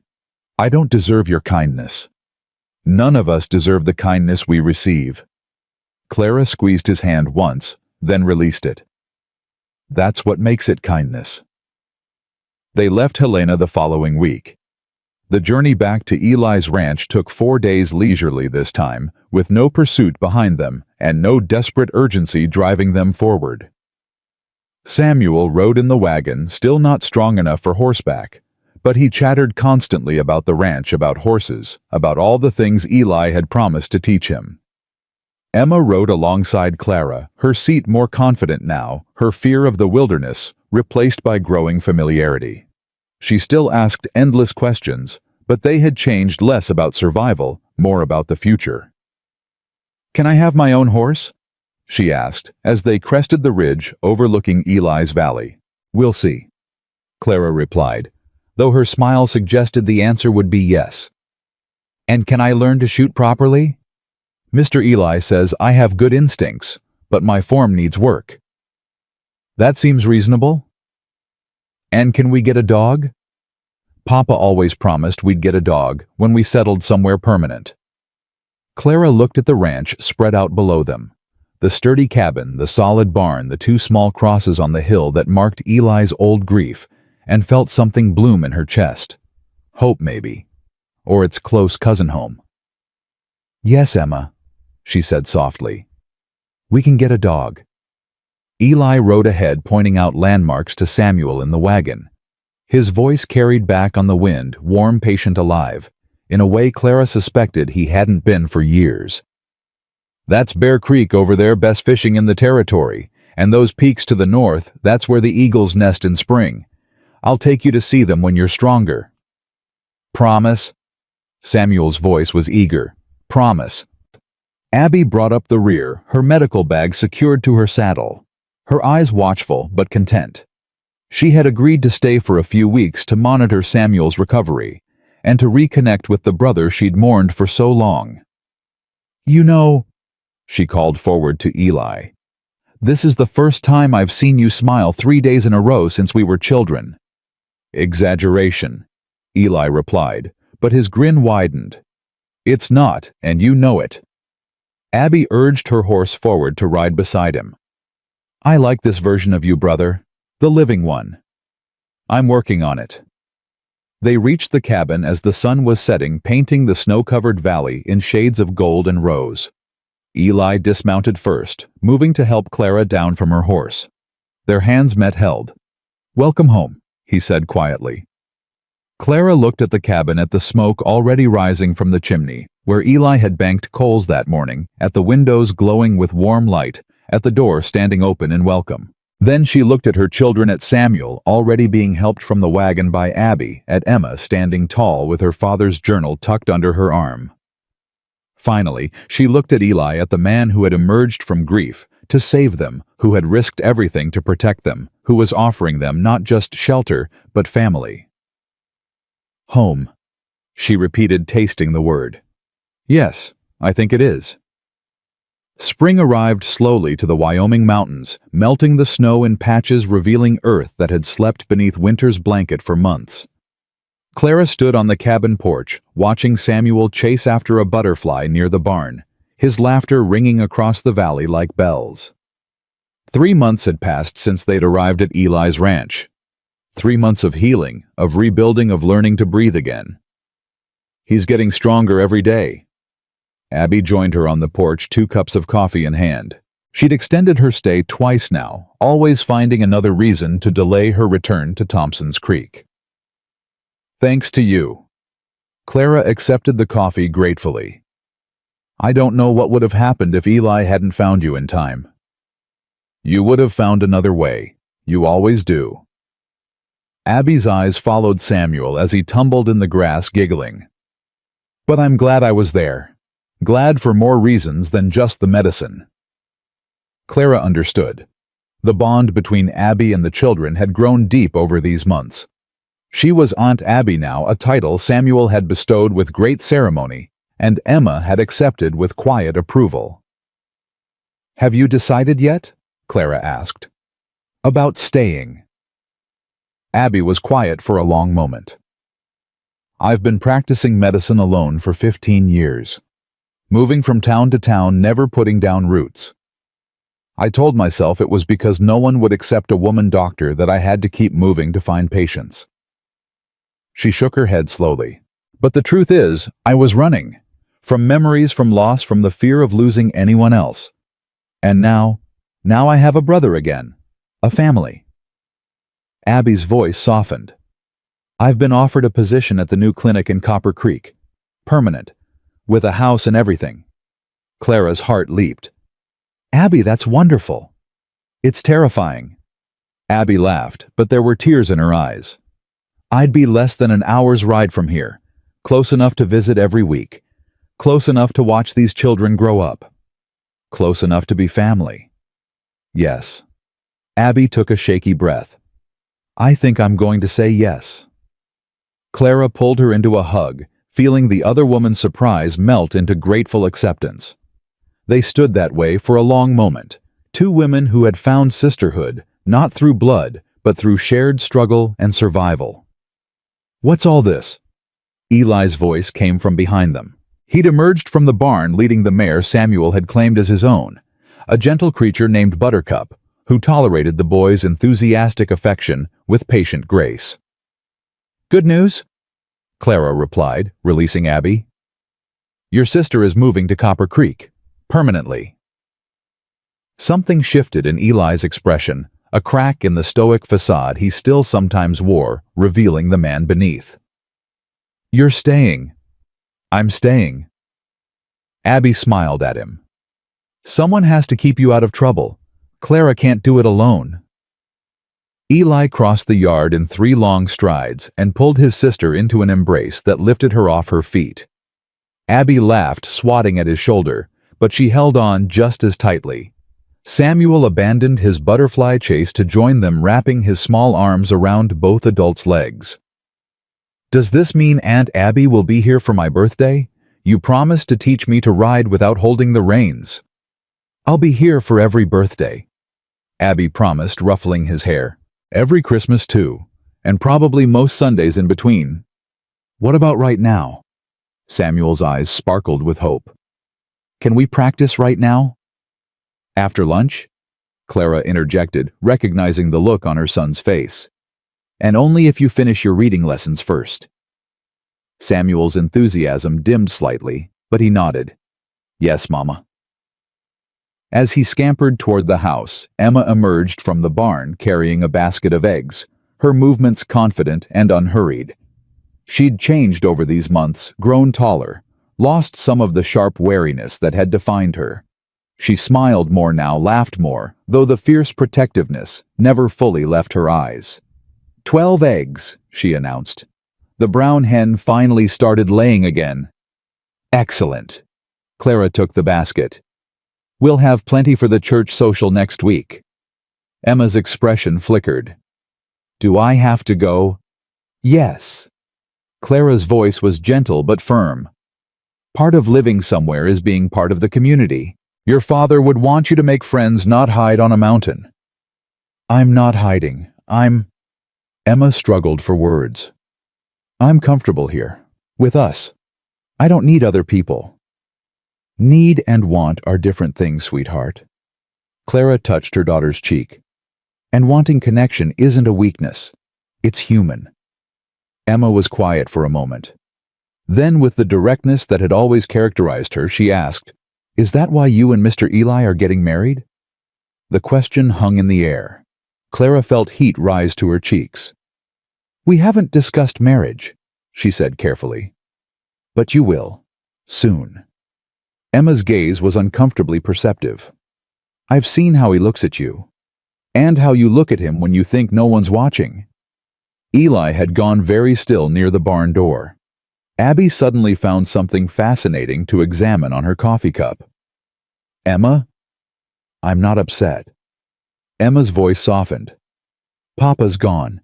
Nothing will change that. But you're still here and you deserve to be happy. She paused. Mr. Eli makes you happy. I can see it. Samuel can see it too, even if he's too young to understand. Clara's throat tightened. When did you get so wise? I've been paying attention. Emma glanced at Eli, then back at her mother. Papa trusted him with our lives.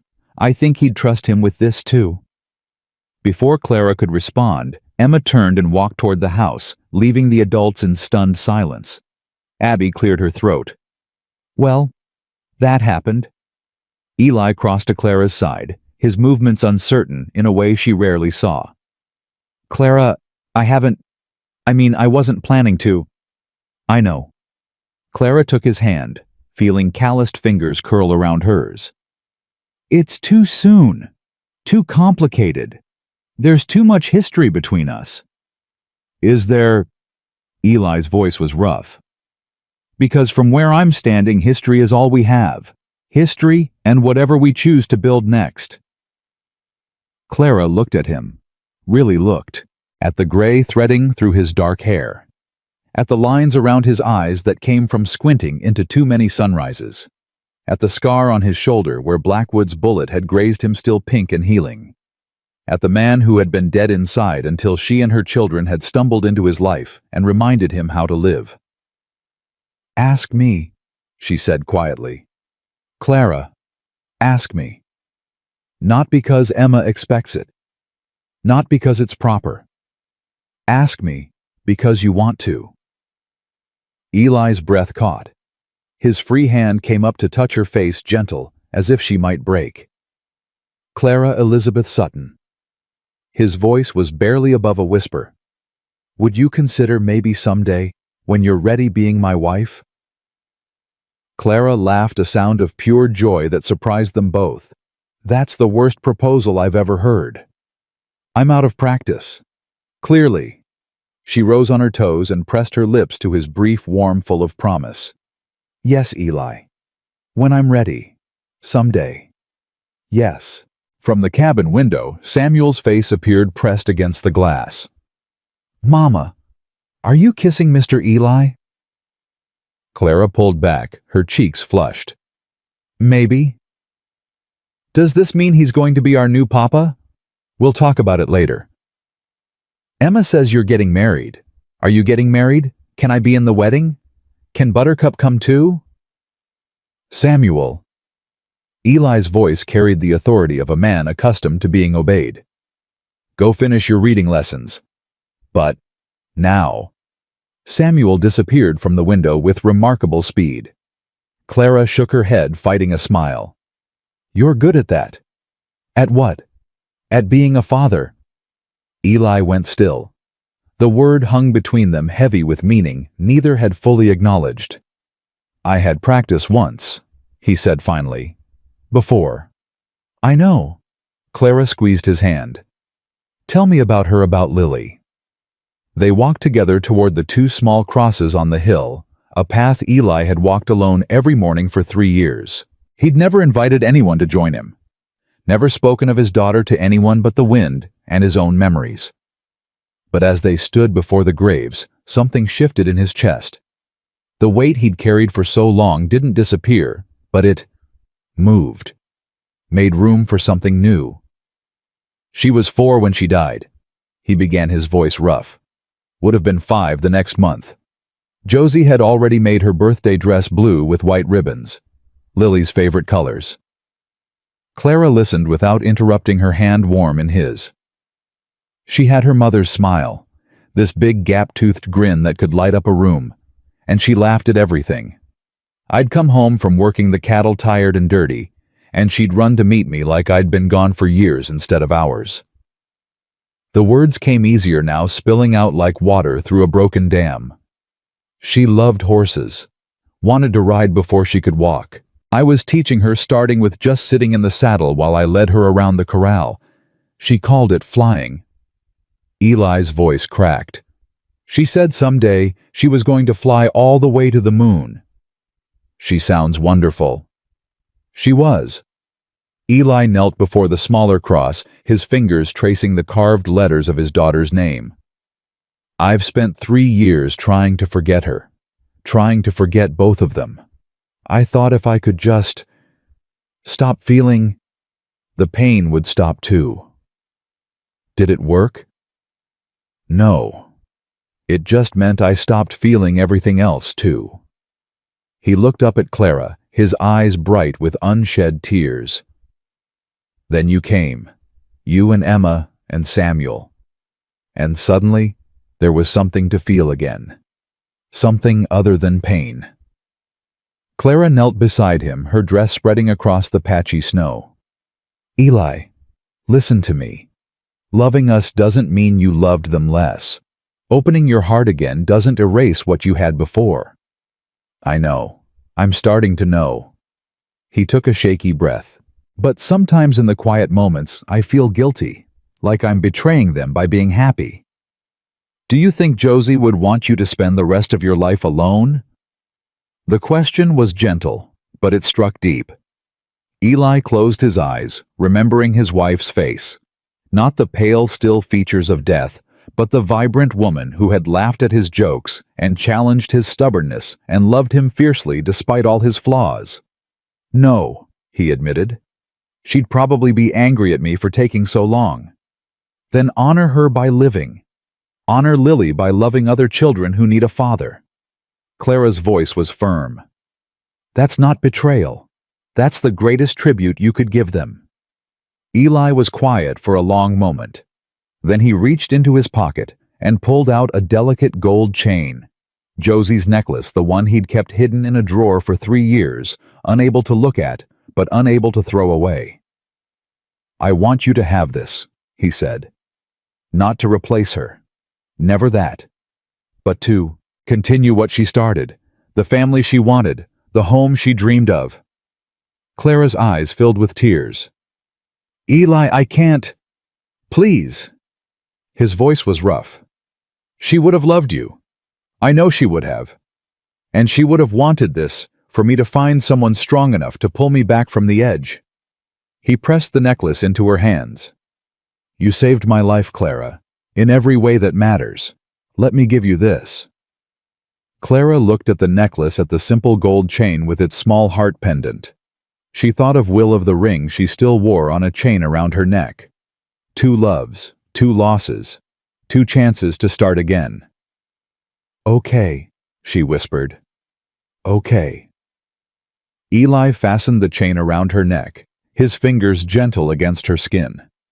When he was done, he touched the pendant lightly, then touched his own chest, where Josie's wedding ring hung on its leather cord. "Together," he said. "All of them. All of us. Together." Clara kissed him, then properly this time, without holding back. On the hill beside 2 small graves, with spring slowly awakening the valley around them, 2 broken people found something they'd both thought lost forever. Hope. The wedding took place in June, when wildflowers carpeted the valley, and the days stretched long and golden. Pastor Crane performed the ceremony on the cabin's porch with half of Copper Creek in attendance. Abby served as Clara's witness, her eyes bright with tears she refused to acknowledge. Marshall Thompson stood up for Eli, having made the journey from Helena specifically for the occasion. Samuel fidgeted through the vows, barely containing his excitement. He'd been given the important job of carrying the rings, and he clutched the small velvet pouch like it contained the crown jewels. Emma stood beside her mother, straight and proud, her father's journal tucked in her pocket as always. She'd insisted on wearing the blue dress Clara had made for the occasion, blue with white ribbons, in honor of the little girl who would have been their sister. "Do you, Eli Nathan Harper, take this woman to be your wife?" Eli's eyes never left Clara's face. "I do." "And do you, Clara Elizabeth Sutton, take this man to be your husband?" Clara smiled, the expression transforming her whole face. "I do." "Then by the power vested in me by the territory of Wyoming and the Lord Almighty, I pronounce you husband and wife." Pastor Crane beamed. "You may kiss your bride." Eli pulled Clara close and kissed her thoroughly, to enthusiastic applause from the gathered crowd and exaggerated gagging sounds from Samuel. "Does this mean I can call him Papa now?" Samuel asked Emma in a whisper that carried across the entire gathering. "Yes," Emma replied, her voice steady but her eyes bright. "I think it does." The celebration continued until sunset, with food and music and dancing on the newly cleared ground beside the barn. Clara moved through it all in a happy daze, accepting congratulations, dancing with her new husband, watching her children laugh and play with the town children they'd finally allowed themselves to befriend. As the last guests departed and twilight settled over the valley, Eli found Clara standing at the edge of the property, looking toward the 2 crosses on the hill. "Having second thoughts?" he asked, coming to stand beside her. "No." Clara leaned into him, feeling his arm come around her shoulders. "Just talking to them, telling them about today." Eli was quiet for a moment. "What did you say?" "I told Josie thank you, for raising the kind of man who would walk through fire for strangers, who would open his home to a desperate widow and her children." Clara's voice softened. "And I told Lily that her papa is going to be okay now, that he's not alone anymore." Eli's arm tightened around her. When he spoke, his voice was rough with emotion. "I talked to Will this morning, at his grave back in Helena." Clara turned to look at him, surprised. "You went to Helena?" "Rode out before dawn, had to be back for the wedding." Eli's jaw worked. "I told him I'd take care of you. All of you. That I'd honor his memory by being the husband and father he wanted you to have. What else? I thanked him for trusting me, for believing I was still capable of being the man he remembered. Eli met her eyes, and I promised him that I'd make sure Emma and Samuel never forget him, that they'll know who their father was and what he sacrificed for them. Clara's eyes filled with tears. Oh, Eli. He saved my life too, you know. Not just during the war. By sending you to me. By giving me a reason to stop hiding and start living again. Eli touched her face gently. We're connected, Clara. All of us. The living and the dead. And the love and the loss. It's all part of the same story. Our story. Our story. From the cabin, Samuel's voice rang out. Mama, Papa Emma won't let me have more cake. You've had 3 pieces already, Emma shouted back. It's a special day. Every day is special according to you. Clara laughed, wiping her eyes. I should go referee. I'll handle it. Eli pressed a kiss to her forehead. Stay here as long as you need. She watched him walk toward the cabin, toward the light spilling from the windows, toward the sounds of squabbling children and home. Watched him kneel down to Samuel's level, speaking words she couldn't hear but could imagine. Watched Emma's resistant posture soften as he included her in whatever compromise he was negotiating. Her family. Hers. Clara turned back to the crosses on the hill, to the graves of a woman and child she'd never met, but who had shaped the man she loved. Thank you, she whispered to the fading light. For him. For this. For all of it. The wind stirred, carrying the scent of wildflowers and new grass, and Clara could almost believe she heard an answer in its sigh. 1 year later. Clara stood on the cabin porch, watching the sunrise paint the mountains gold, one hand resting on her rounded belly. Inside, she could hear Eli and Samuel arguing good-naturedly about whose turn it was to feed the chickens. Emma's voice cut in, settling the dispute with typical efficiency. The cabin had grown over the past year. A new room for Emma, who had declared herself too old to share with her brother. An expanded kitchen to accommodate Abby's frequent visits. A nursery freshly painted and waiting for the child who would arrive with the autumn leaves. So much had changed. So much remained the same.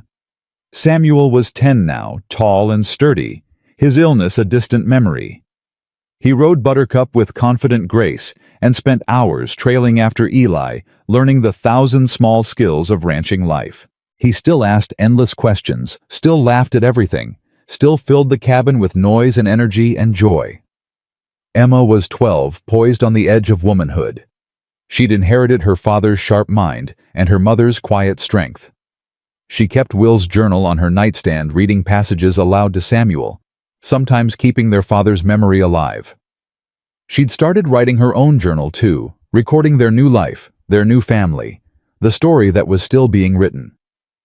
Abby visited every Sunday without fail, bringing news from Copper Creek and medical supplies Clara would need for the delivery. She'd become the aunt the children had never had, the sister Clara had always wanted. The bond between them grew stronger with each passing month. And Eli. Clara watched him emerge from the cabin, Samuel on his heels, both of them laughing at some private joke. The haunted look was gone from his eyes, replaced by something warmer, more alive.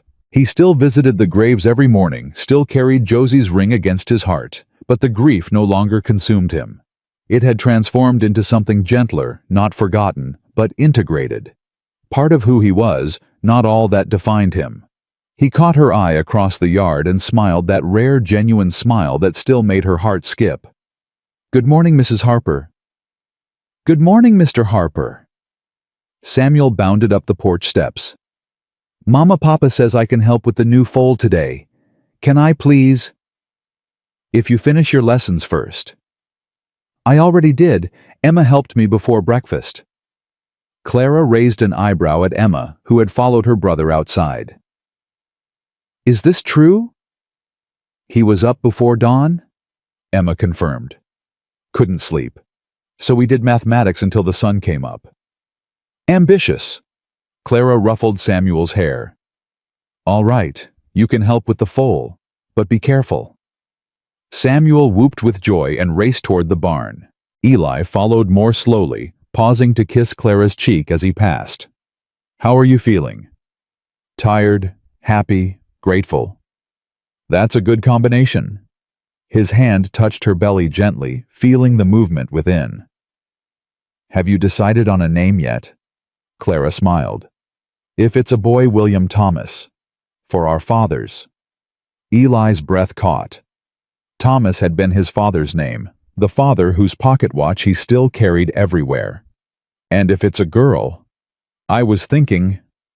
Clara hesitated. I was thinking Lily Rose. If that's okay. For a moment, Eli couldn't speak. His eyes glistened in the morning light. It's more than okay, he managed. It's perfect. He kissed her, then soft, sweet, full of promises and possibilities. When they parted, Emma was watching them with a knowing smile.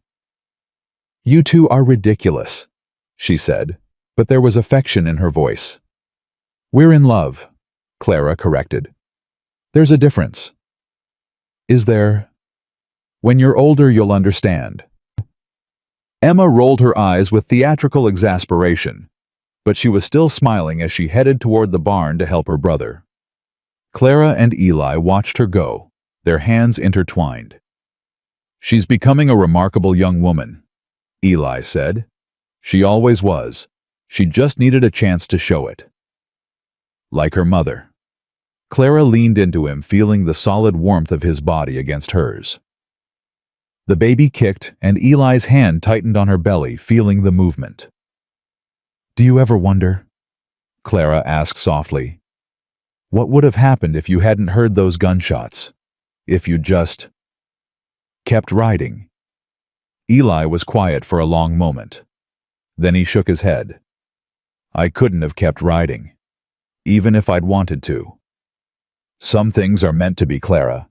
Some roads lead exactly where they're supposed to, even when we think we're lost. You believe that? I do now. He turned her to face him, his hands gentle on her shoulders. I spent 3 years running from grief. 3 years hiding from the world because I was afraid of feeling anything again. And then you appeared, this fierce, stubborn, impossibly brave woman with 2 children who needed protecting, and suddenly I remembered what I was living for. What was that? Love, connection, the chance to make something beautiful from all the broken pieces. Eli's voice deepened. You gave me that, Clara. You and Emma and Samuel. You gave me a reason to stop surviving and start living. Clara's eyes filled with tears, the happy kind, the kind she'd almost forgotten existed during those terrible months after Will's death. We saved each other, she said. All of us. That's what family does. Eli nodded slowly. That's what family does. From the barn, Samuel's excited shout rang out. Mama, Papa! The foal is standing! Come see! Clara laughed, wiping her eyes. Duty calls. Always does. But Eli's smile was content at peace. They walked toward the barn together, hand in hand, toward their children and their animals, and the 1,000 small tasks that made up a life. Behind them, the sun rose higher over the Wyoming mountains, bathing the valley in golden light. Ahead of them stretched all the days to come, days of work and laughter and love, of challenges faced and overcome, of a family forged not just from blood, but from choice. On the hill, 2 small crosses stood watch over it all, their shadows long in the morning light.